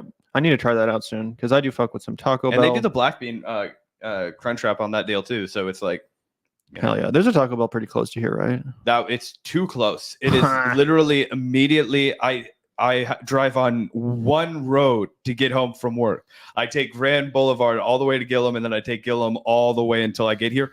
On Linwood and Gillum, there's a fucking Taco Bell, and it's Bro. open all night. If we're ever doing like a marathon stream, one of us should just go like pick some up halfway through and we Oh, can just, like, 100%. It's the same exact Taco Bell that was by that shithole house that I used to live at when Yeah. I was like 18, and we would like go to the fucking liquor grocery store across the street, chug 4 logos, and then fucking like roll across the street. Man, to be 19 again. Yeah, shout out to you, Tony. Let's get through one more super chat question before we one more Patreon question before we get back to some super chats. This one's from Walter. Shout out to you, bro. Hey, Zach and Gavin. I forwarded the information on the Green Party State Convention. They're looking for people who want to run for any seat they may be qualified for. I was offered, but there's residency issues because I was homeless less than 3 years ago. Nathan Klein is the Green Party outreach coordinator for the KCGP. He will likely be running for county executive. I forwarded you HID info as well.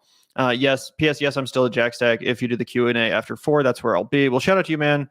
Thanks for the info. We'll definitely look into that and potentially have Nathan on the show at some point if he wants to chat about Green Party stuff in KC.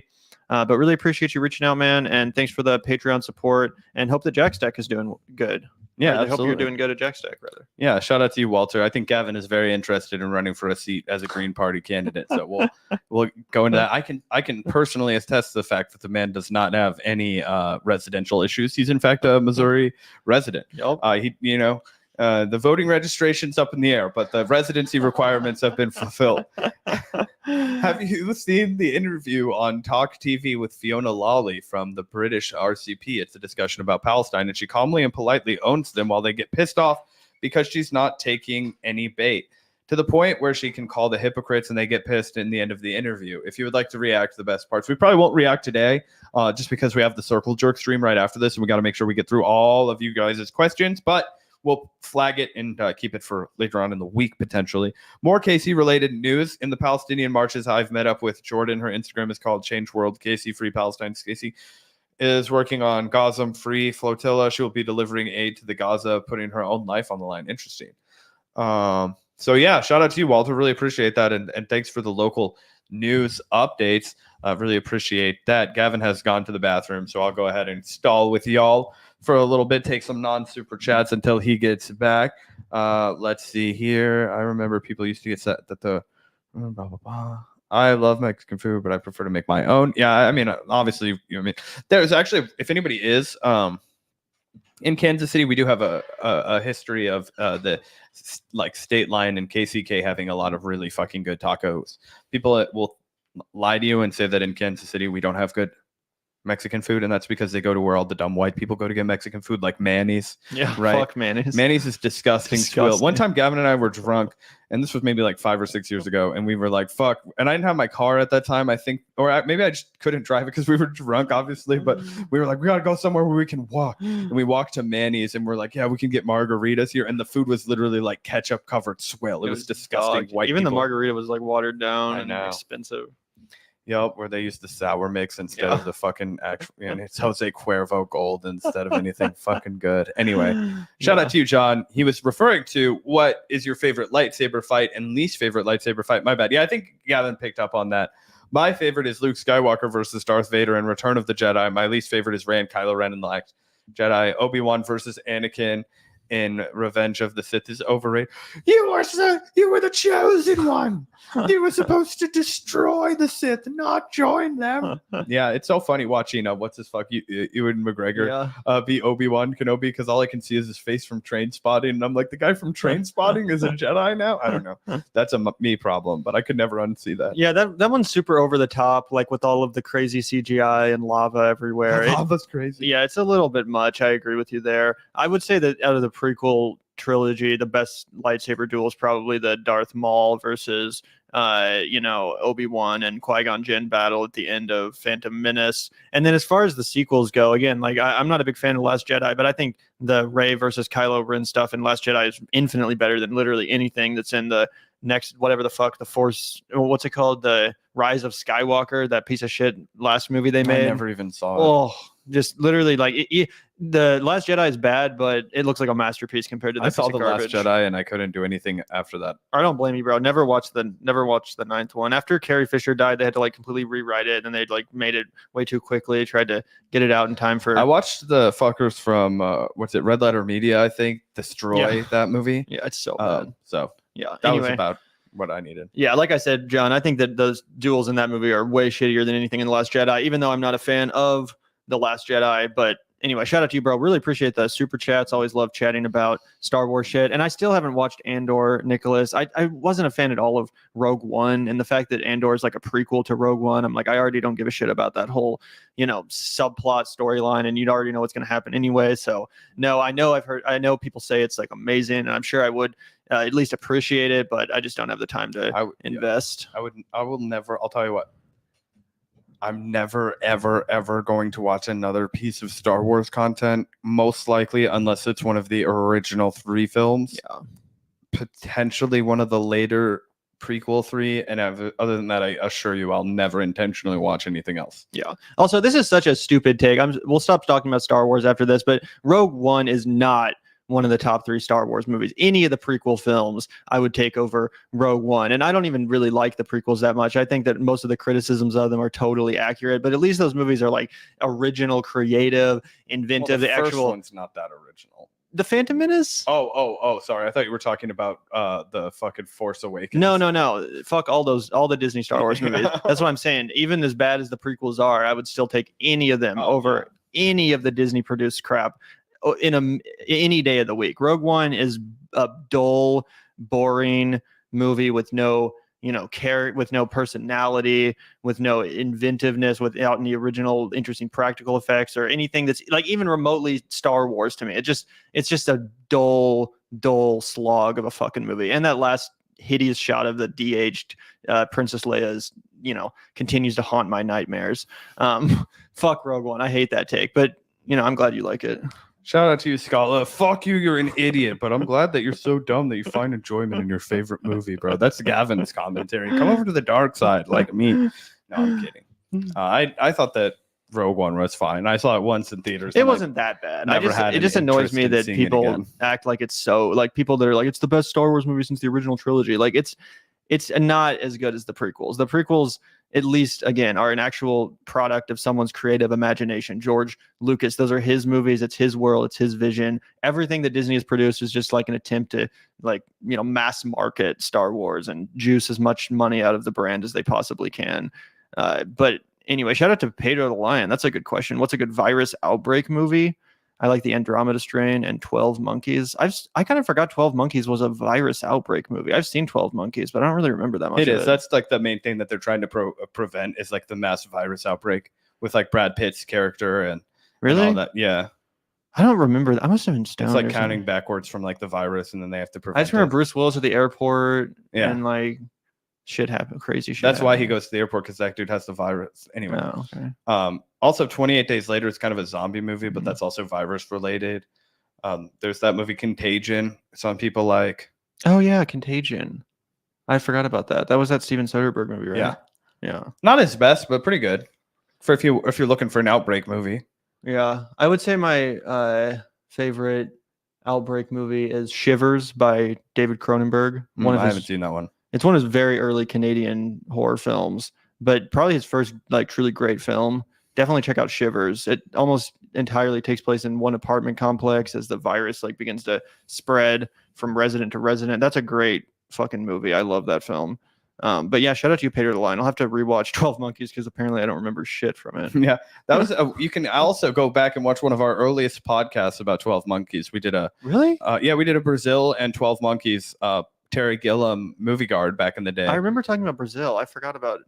Oh yeah, here I have to pull this one up, guys. Let's go back down the rabbit hole. Are you sure we talked about 12 Monkeys? Oh yeah, dude. I'm sure. 12 Monkeys, the Vanguard podcast. Here we go. I might have to search it from our own channel because I think it got like 50. I'm pretty views. sure it was just Brazil, bro. Hold on. Maybe we watched 12 maybe we Monkeys. discussed 12 Monkeys in that episode, but I don't think you're gonna find anything if you type in 12 Monkeys. No.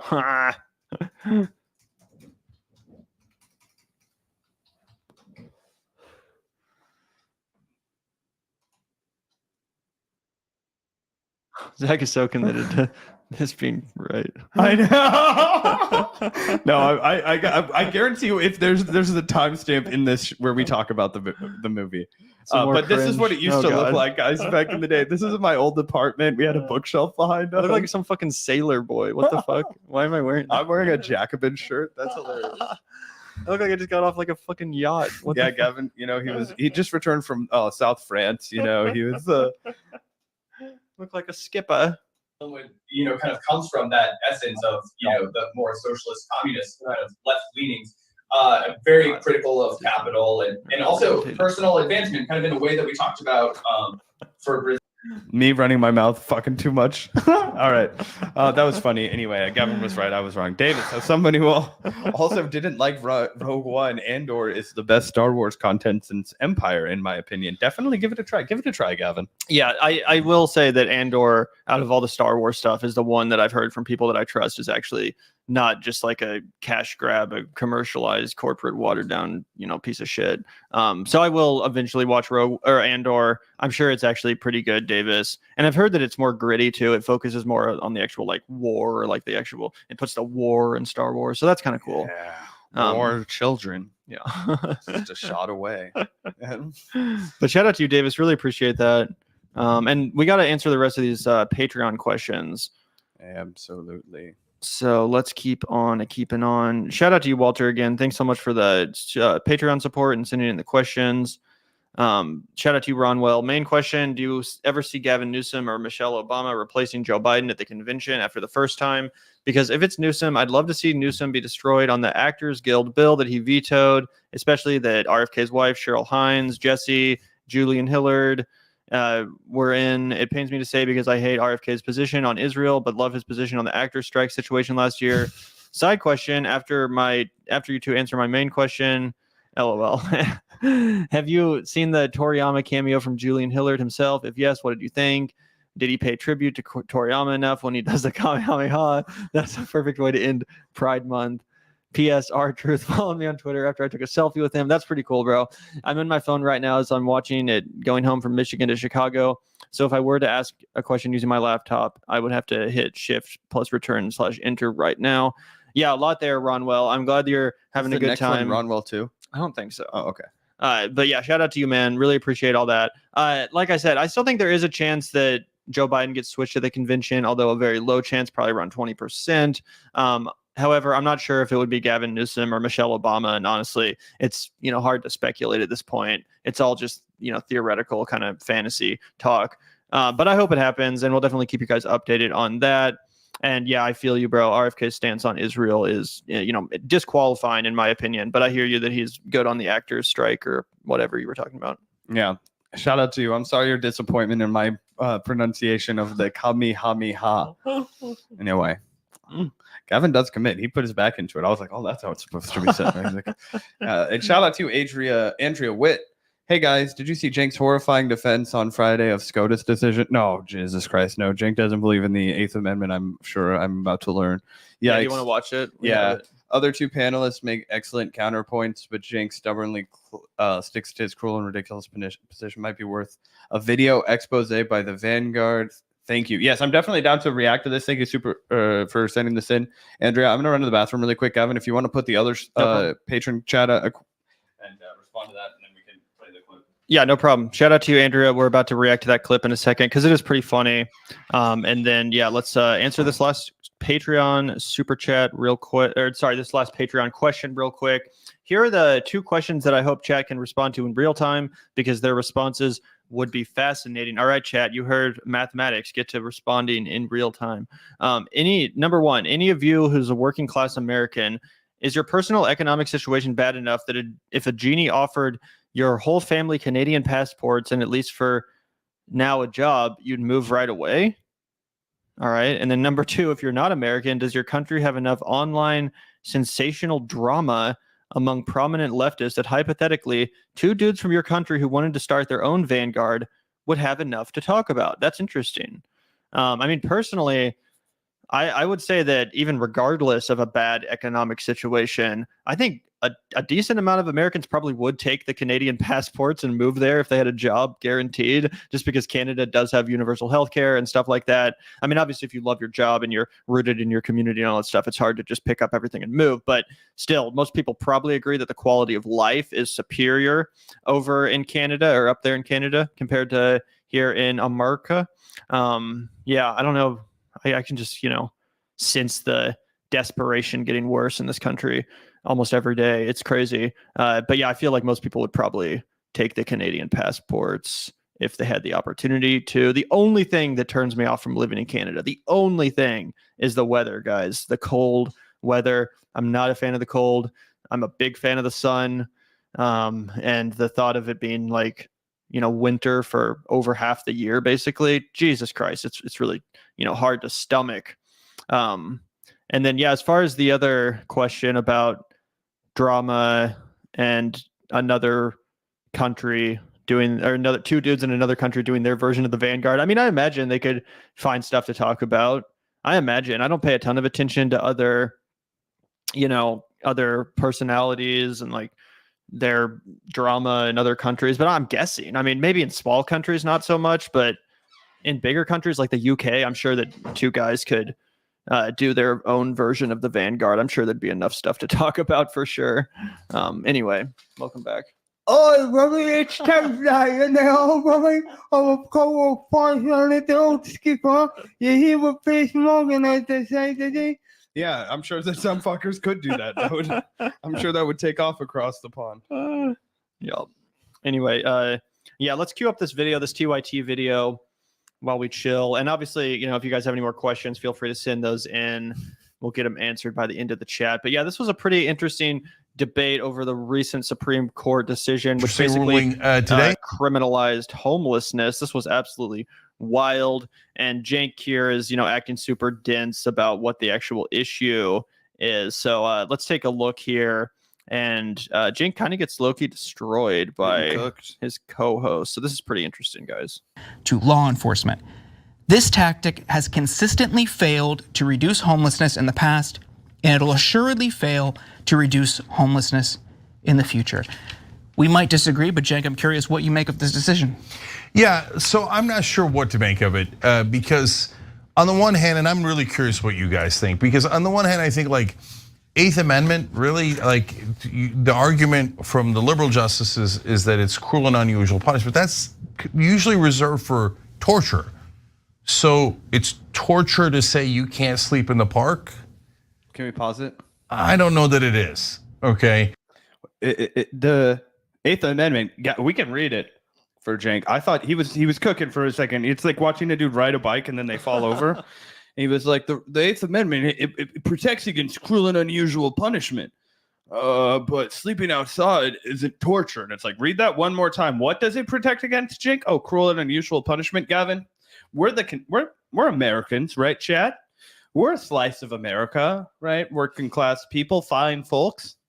I think it's pretty cruel and unusual to throw a homeless guy in jail for being homeless. What would you say? Would you say that qualifies and constitutes Obviously, as cruel and unusual? I would too. I mean, the implication, I guess, of this ruling is just that like you can be homeless as long as you don't fall asleep. So just keep wondering around all day, every day, never falling asleep. Like, how is that not a form of torture? Sleep deprivation is literally a form of torture. So I just don't understand if you're criminalizing the act of falling asleep in a public place. Like, there's not some park where you can go fall asleep if you're homeless. It's not like they have one park for homeless people and then one public park for non-homeless people. And Which all the I homeless also people wouldn't are ride just with. What was that? I also wouldn't get down with that. Yeah, obviously. Of course I'll not. put But all the pores there in that part. Fuck that part. yeah, that would just be like District 9 or some shit. Yeah. But anyway, let's keep going.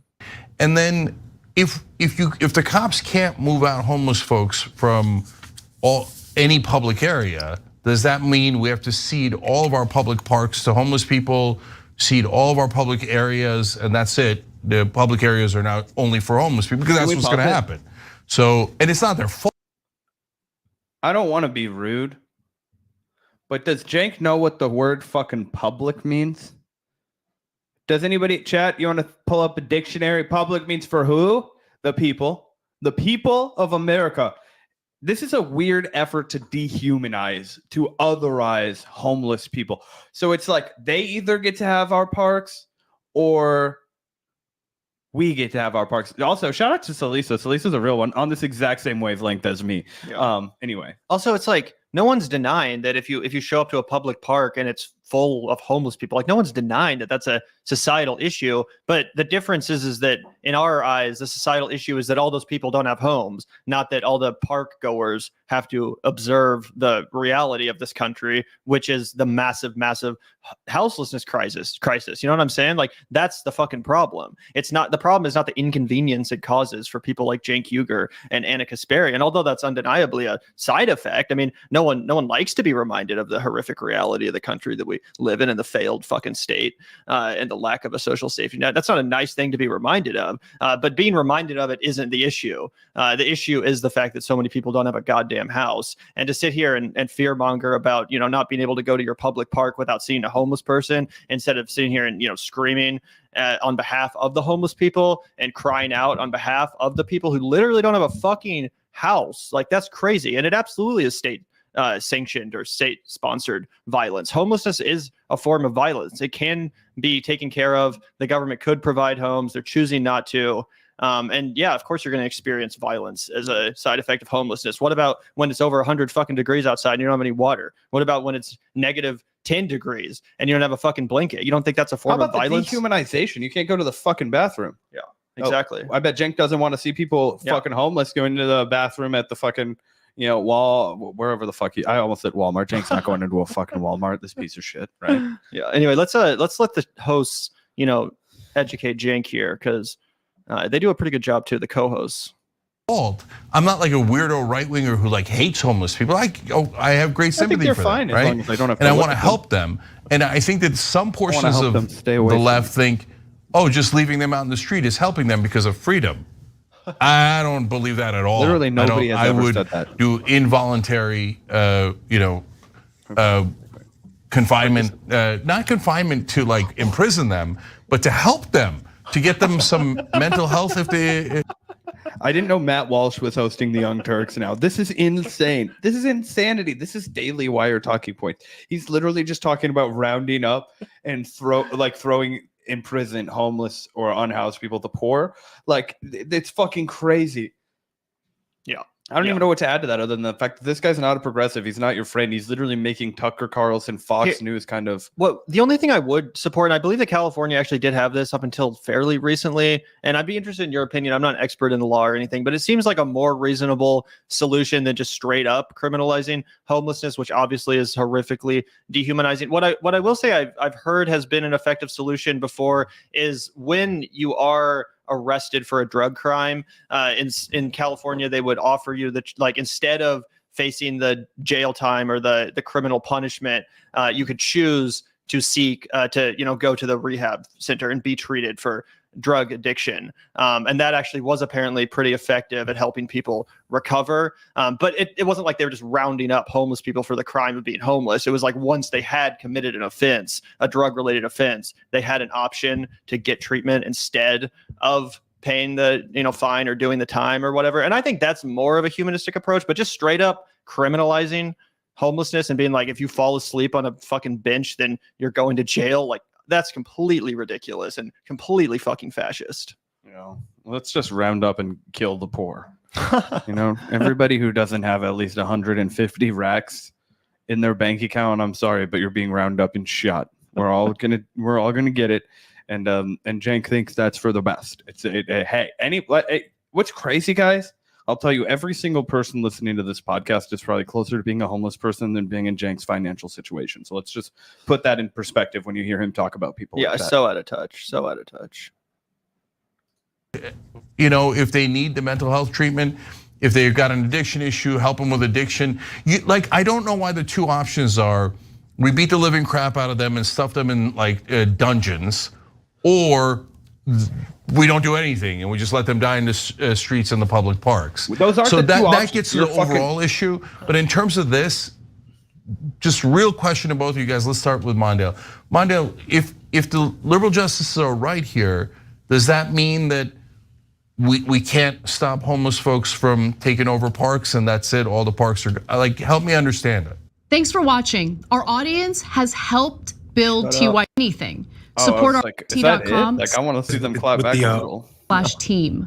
I think what happens with the Eighth Amendment argument is the torture part is sleep is a necessity, and I think that's why she started with that. So to tell the people that are homeless or without houses that they cannot sleep is torture, and we know that using people sleep depravity is something that people use in torture. So I get that argument. And for me, I really do think that it is torture simply because we have the capacity to end homelessness immediately. Not like 10 years from now. We can actually end it right now, just like we could with poverty if we were serious about it. So I think a government, and in this case, the city government is not trying to do anything to address homelessness because the only shelter is ran by a Christian facility that requires you to be a Christian basically to attend. So that government is not trying to address the homeless problem. And that's the other thing about the Supreme Court ruling. It was in this specific town where the city wasn't even providing city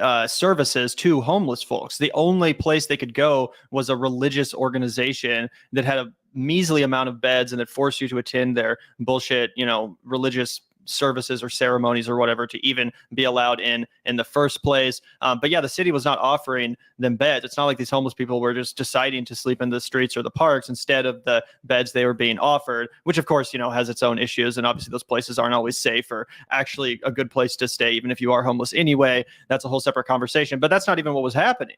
There literally was no beds for the homeless folks in this town to sleep in, which is why the cops just started fucking arresting them. And that's what Cenk's defending here. Thankfully, this dude, I think his name is Mondale or something, was here to set the record straight. And that's basically the state of TYT these days, you guys.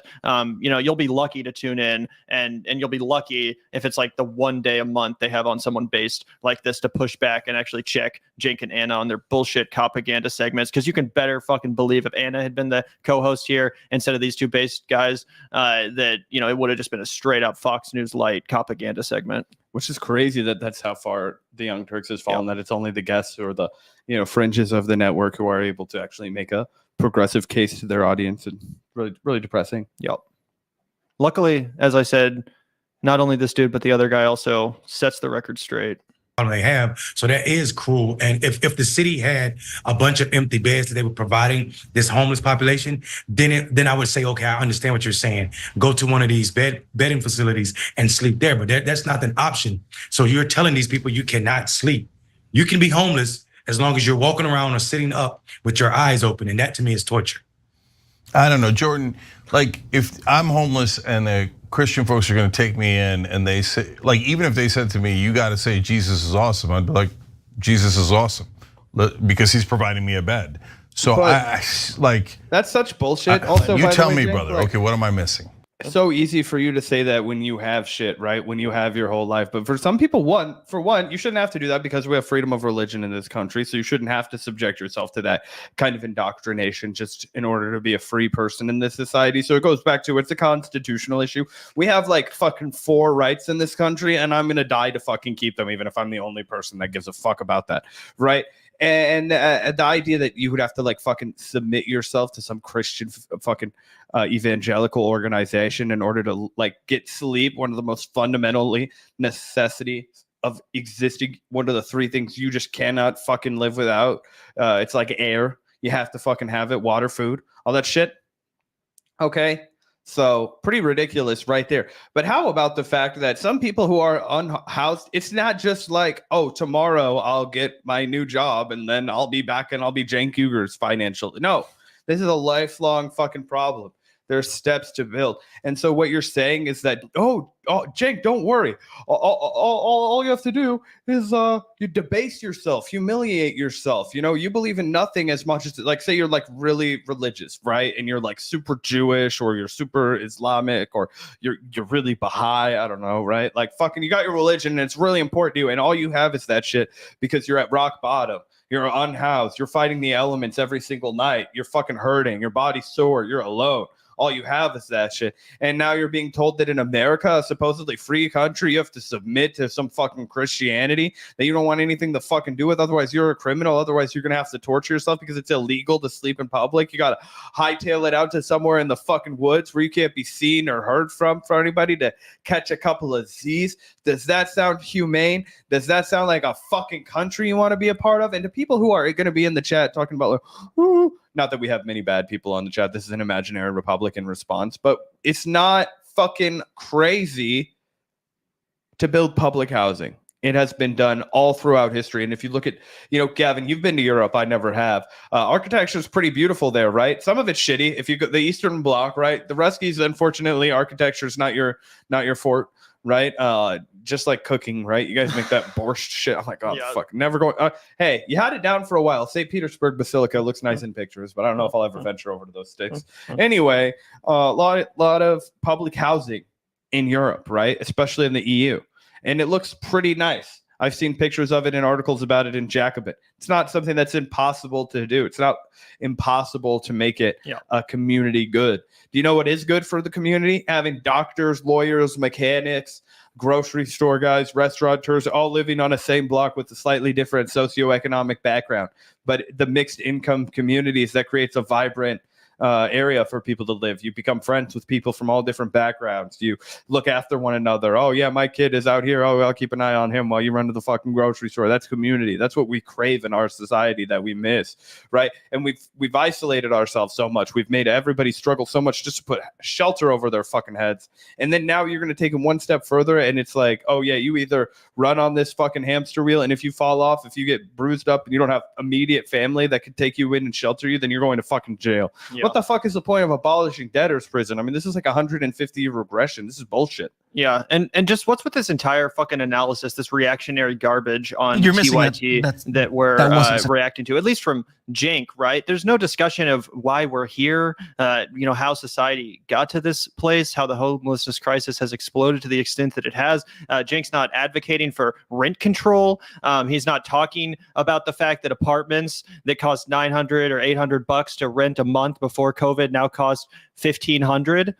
How the fuck are people supposed to pay for that? Meanwhile, wages continue to stagnate. We're always told that, if we raise the minimum wage, well, it's going to cause inflation. Well, guess what? Inflation happened fucking anyway, and wages are still the goddamn same. The minimum wage hasn't gone up. People could literally work full time and still find themselves facing homelessness because you basically have to cohabitate with someone in order to afford a roommate. If you want to have an apartment that's not a total piece of shit, a mold infested piece of rundown garbage that's not close to where you actually need to be to work.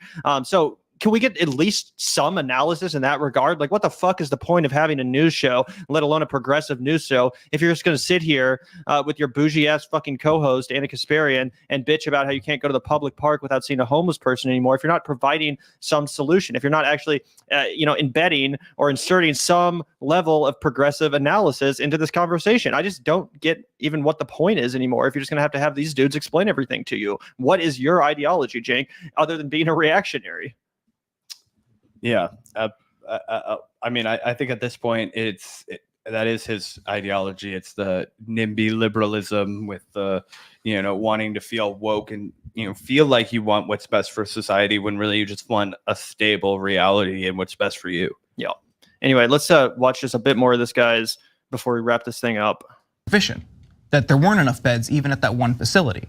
So to go back to your earlier point, and I think Mondale said it best, within Sotomayor's dissent, of course, sleep deprivation is a form of torture, but it's not that the torture is that they can't sleep in the park like you framed it. I think the premise, your setup was wrong.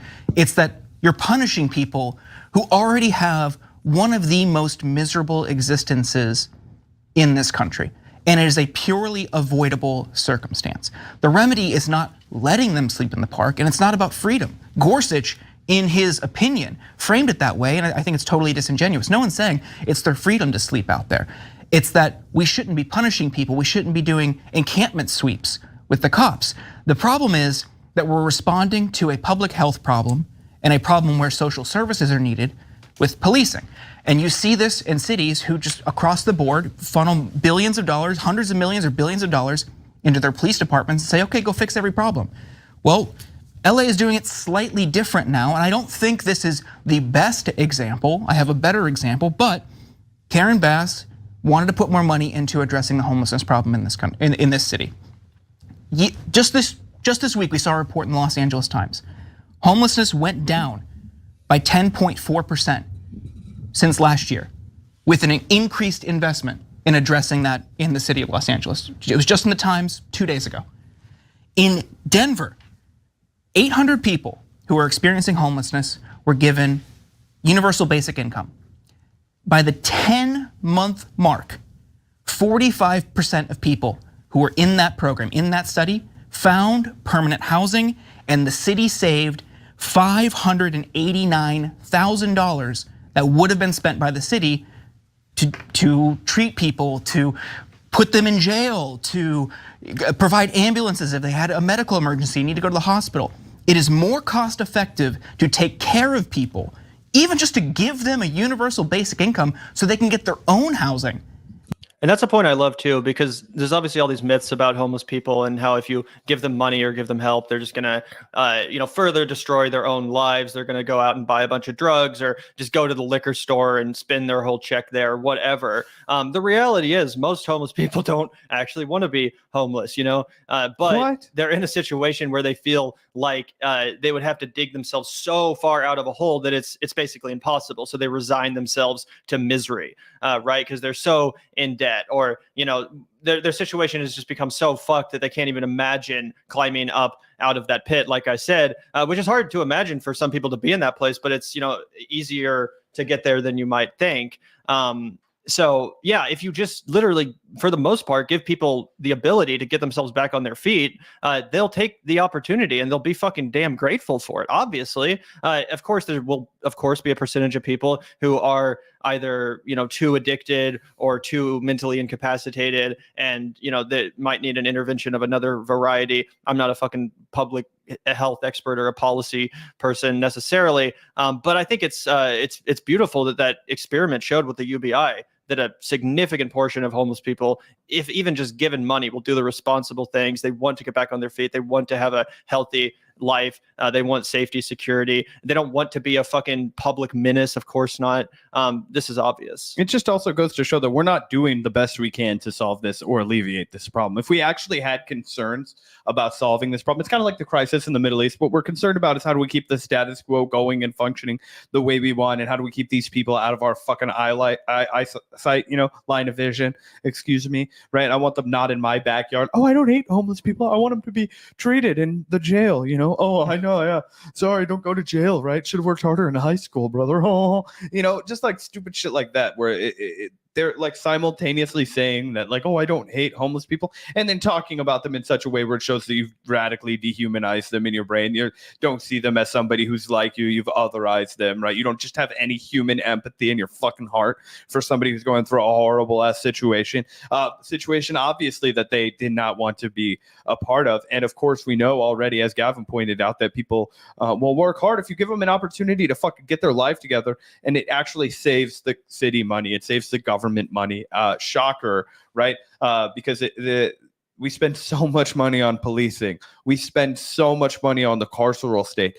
And what do? They suggest you just further incarcerate. They suggest that you further criminalize. That's not going to work. We have the most incarcerated society per capita. How do you, in the same breath, call yourself the freest society? It's bullshit. Yeah. Can't do it. If we were going to, incarcerate our way out of this issue, then America would be the cleanest, safest place in the world. Yeah, because that's been our solution this entire time. Is just more money to cops, more money to criminalizing addiction, desperation, homelessness. Instead of doing a goddamn thing about it, just get it out of sight, out of mind, so the rest of the privileged people can pretend like it's not happening. But again, you can't just do that over and over again, unless you're just going to put these people in jail permanently, which is obviously not an option. Because guess what? If you're already homeless and they put you in jail for 30 days, what the fuck do you think is going to happen after those 30 days? You're going to go back to being homeless. They don't set you up with a fucking job interview at the end of your sentence. They don't give you a fucking, cushy gig. Of course not. And also, someone in the chat made the great point that, like, what if you're an elderly homeless person? Good luck fucking finding a job if you're like in your 70s or 80s and you're experiencing homelessness. People who are in their late 50s often have really hard time finding work. Yeah, it's crazy. So it's ridiculous to have this analysis. Cenk Uygur continues to disgust me on the issue of homeless people specifically. But shout out to those other folks that is that who Jordan Newell is? I've seen that guy on Twitter, but I'd never checked him out before. He's based. Yeah, he is based. Shout out to that first gentleman that was also speaking. I loved the layout of his studio. I was so jealous. The open window thing, the forest around him, looked very nice. The setup that guy was calling from. I was like, damn, look at that. That looks so fucking bougie. But anyway, still spitting for the proletariat, just like the Vanguard, unlike Cenk Uygur. Anyway, shout out to those guys. And I think that just about wraps up this show. Gavin and I are going to take a quick break. Shout out the patrons. I think we got a couple super chats. Oh, do we have more super chats? Shit, couple. You guys piled them in. I thought we finished super chats a while ago. Anyway, we'll react to the super chats before we get out of here. Shout out to you, Larry R. How is sustainable? Do they not realize how many service workers are homeless? How are they going to serve you tomorrow if they get locked up last night? I mean, I think that have unstable housing, sure. It's pretty hard to be a service worker, bro. Like, you can't just not have a house. You wouldn't be able to be a homeless person that's like living in the park and then also be a service worker typically, because of the high thresholds for Also, a lot of people that are technically homeless might just be like crashing on someone's couch. Like, they do have a shelter. It's not theirs, so it's it gets into gray areas. Yeah, I'm just saying that those aren't typically the kind of people that are being referenced with what Cenk was talking about. That's a housing stability issue, which is a huge issue. But like I said, I mean, I work in the service industry, and I don't know of anybody who is like homeless that works. And I mean, it's honestly not even typically like one of the lowest paying jobs in America. If you work at a place where you serve food, you're probably making at least $16. I mean, if it's like McDonald's or something. Yeah. Oh, I guess that's true. Not. I guess not everybody works in like a restaurant. Yeah. You have like chains and stuff where they do exploit the ever loving fuck out of you. So yeah, you're right, Larry. That's fucking dismal. It depends on the community. I'm not really aware of the specific statistics in the specific community that led to this whole Supreme Court case. I don't even know much about that town. But yeah, I mean, I imagine that in some places that would definitely present an issue, which is crazy. But shout out to you, Larry. Thanks so much for the super chats today. Yeah, shout out to you, and shout out to you, Pedro the Lion. Have you ever walked out of a movie how long in? 2 times. Lego movie. I thought it was dumb. I didn't get it. I left. That movie was overrated. And the other one was when Gavin and I got really stoned and we were at Hail Caesar. I was just, I wanted to get food at Jack in the Box when I was like 17. I was like, bro, my parents think I'm here. Like, let's just go fuck off for the rest of the night and do something else. Yeah, that movie was decent, but I already seen it once, and I was like, yeah, let's just go get home. Yeah, But let's just go fucking do something stupid. generally, though, Pedro, I don't like to walk out of a movie. I kind of have this weird OCD thing, like where I'm sort of completionist, and if I start a movie specifically in the theater, like I'm not gonna leave the film for the most part, unless it's just like so fucking bad or something. But yeah, I don't. Even then, he's desperate to log it on Letterboxd, Exactly. and he won't let himself do it unless he sits there. So it's kind of like a self-torture Yep. thing where I'll be like, bro, let's get the fuck out of here. And he'll be like, you can do whatever you want, bro. And I'm like, Jesus Christ, he's not fucking coming out here. Yeah. Also, I just generally don't usually go to movies that I'm not already interested in at least a little bit. Like that new Kevin Costner movie Horizon, the 3-hour long Western. Like I'm not going to see that because I know 90 minutes in, I'd be like, oh my God, there's 90 more minutes. Yeah. I would just be like, fuck this. But generally, I'm only going to spend the money to go to a movie if I want to see the film. And usually I have a good enough, ability to predict what's going to be a movie I like. So even if it's not something I genuinely love, I'm still able to sit through it. But shout out to you, man.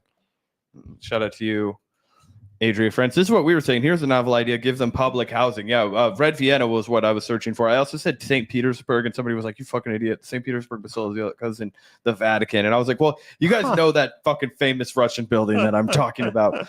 Anyway, somebody in the chat who's smarter than I am knew what I was referencing. And I think it's actually in Moscow. It's not even in St. Petersburg. Yeah. Shout out to you, Audrey. I totally agree with that. The obvious solution. Shout out to you. And shout out to you, Da Mitten.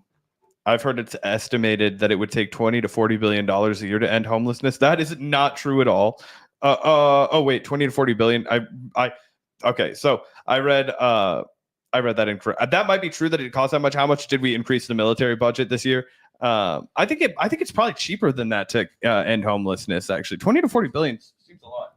Like cost to end homelessness. I mean, it would probably cost less and less every year as it went on. Maybe the first like 5 years would cost that 20 sounds like to 40. an astronomical amount of money, but then once everyone got on their feet, I mean, it depends on what you mean by ending homelessness too. Because if you just like gave everyone a UBI, like would that count as ending homelessness? And damn, people are saying $20 billion, $11 billion on the low end. That's a lot of country, fucking people, man. I was like, can it be that much money, man?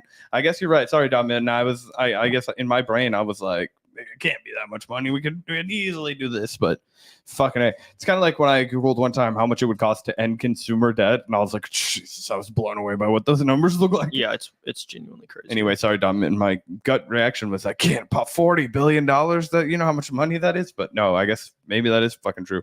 Hopefully, that's permanently though, to like build all of the infrastructure to like permanently. Well, like I said, I feel like homelessness. after people got on their feet again, it would go down. Yeah. It would just be the first like 5 years where you have to like literally get millions of people homes. Like, I mean, that would be wild. But after they had homes and some semblance of stability, hopefully that amount would it would have been a decrease. really good idea if we would have just kept everybody in their homes after the financial crash instead of Obama kicking 1 million people out of their homes. Wouldn't it have been nice if we'd just gotten a little bit ahead of the curve there instead of fucking over the American working class in the most egregious way of the last, 45, 50 years. Just saying. Shout out to you, House of Cardboard. I don't want any more of my tax dollars funding the incarceration of people with mental illness and drug addiction. They aren't criminals. 100% House of Cardboard. Yeah, 100%. Thank you so much for that. You and Gavin have similar taste in sunglasses, by the way. Yeah, and also like if you're putting someone with mental illness and drug addiction in a fucking prison, guess what's going to happen to them in that prison? They're going to get further traumatized, which is only going to further fuel their addiction and their mental illness. So then once they're out on the streets again, they're even more of a issue to society and to themselves. So definitely not a solution. Shout out to you. Thank you for the $5, House of Cardboard. Yeah.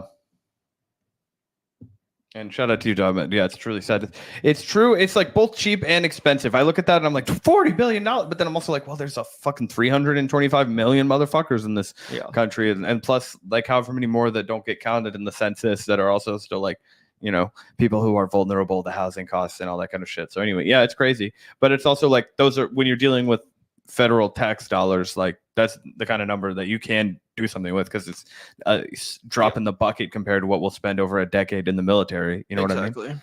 Shout out to you, Glintifada. I believe this was in reference to Gavin. Gavin was waxing during that TYT clip. That was good. Yeah, shout out to you. Thank you so much for the $2. Appreciate you tuning into the Q&A today. It's been a fun one, guys. And like Zach said, we're about to be live again for our Circle Jerk pod with Griffin and special guest Mac from the Good Politic Guy channel. Super excited for that stream as well. So don't go anywhere, guys. Yeah, it's going to be the roast with the most. Yep. You know. Yep. And that's going to be on a different stream, not the same Q&A stream. We're going to wrap this one up in about 5 minutes or so and then jump on over to that next one. So again, just make sure to hit the notification bell, guys, so you don't miss that. It's going to be a good live Circle Jerk. Not literally. Extravaganza. Yeah, no, you guys don't pay for enough money for that. Anyway, shout out to you, Glintifada, and shout out to you, Pedro the Lion. Let's watch Bill Burr roast Philly again. Unfortunately, we'll have to do that another time. As much as I love that clip, that's potentially one of my favorite internet clips. That was good. I'm glad I got exposed to that on the show. But maybe next time. Shout out to you, Pedro the Lion. We got to get the fuck out of here because I want to get my head screwed on back straight again before we have to do a Circle Jerk pod here in 19 minutes. Yep, exactly. Shout out to everyone for tuning in. Thank you so much. We are grinding out the content. We try our just best. took like 4 days off, but we're doing our best. Oh. We're going to be coming at you guys a lot next month in July. And tomorrow, as Zach said, tomorrow's July 1st, correct? Yeah, first day of July. We're having Bhaskar Sankara on the show for the first time ever. Super excited to interview him. We're going to be talking about the end of the Justice Democrats era, which I think we can officially now say is imminent. Jamal Bowman was defeated. Cori Bush might be up next on the chopping block. So we're going to talk about that and the implications. No for one's the far left from movement. a done deal. I was just being really pessimistic the other I know. day. I'm Sorry, just saying. I'm just saying it's not looking good. And even the Justice Democrats that remain, they're kind of going their own ways. It doesn't feel like a cohesive, coherent movement anymore. It's felt like that for a while, but anyway, super excited for that conversation. We'll be back in just a second, guys, on Circle Jerk. So we'll see you then. Peace out, everybody. And shout out to the patrons, you lovely fuckers yeah. that keep the lights on here. Gavin wants to forget about you always, but you're in my heart. You in my heart. You is important. You is for real. Anyway, shout out to you guys. I can make us small. I can make us big. I can make us disappear. What up, everybody? It's the Vanguardian, Super Vanguardian broadcast. Now, actually, guys, can you guys still hear me when I do that? I think you guys can hear me. I'm just, Gavin, can you hear me? I think you can hear us talking. Anyway, long story short, you're all comrades to us. Really appreciate you all, supporting the show, keeping our boat afloat. Really appreciate everybody tuning in. This is our favorite stream of the month, every month. Really appreciate you guys. Yeah, appreciate it, guys. Hit up that link in the description if you want to join the Patreon community and help us out. Just $5 a month to get your name up there on the shout out screen, which is at the beginning and end of all of our live streams. So hit that up, guys.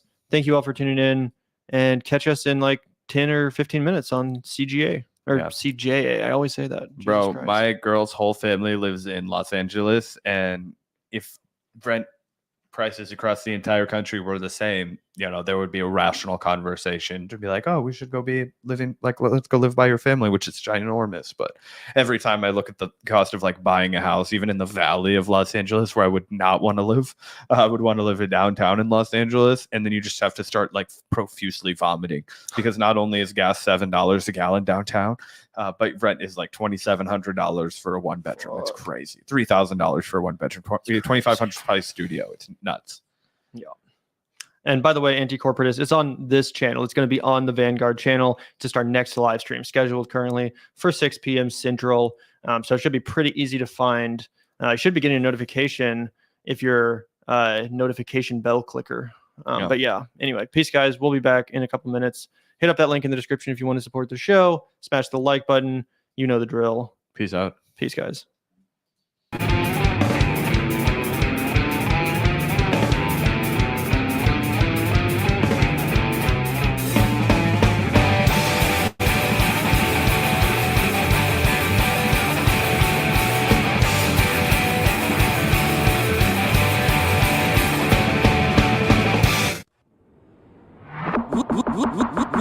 Look out the door if you hear an ambulance. The Vanguard will be there, sir. The Vanguard will be there, sir. The Vanguard will be there, sir. The Vanguard will be there. be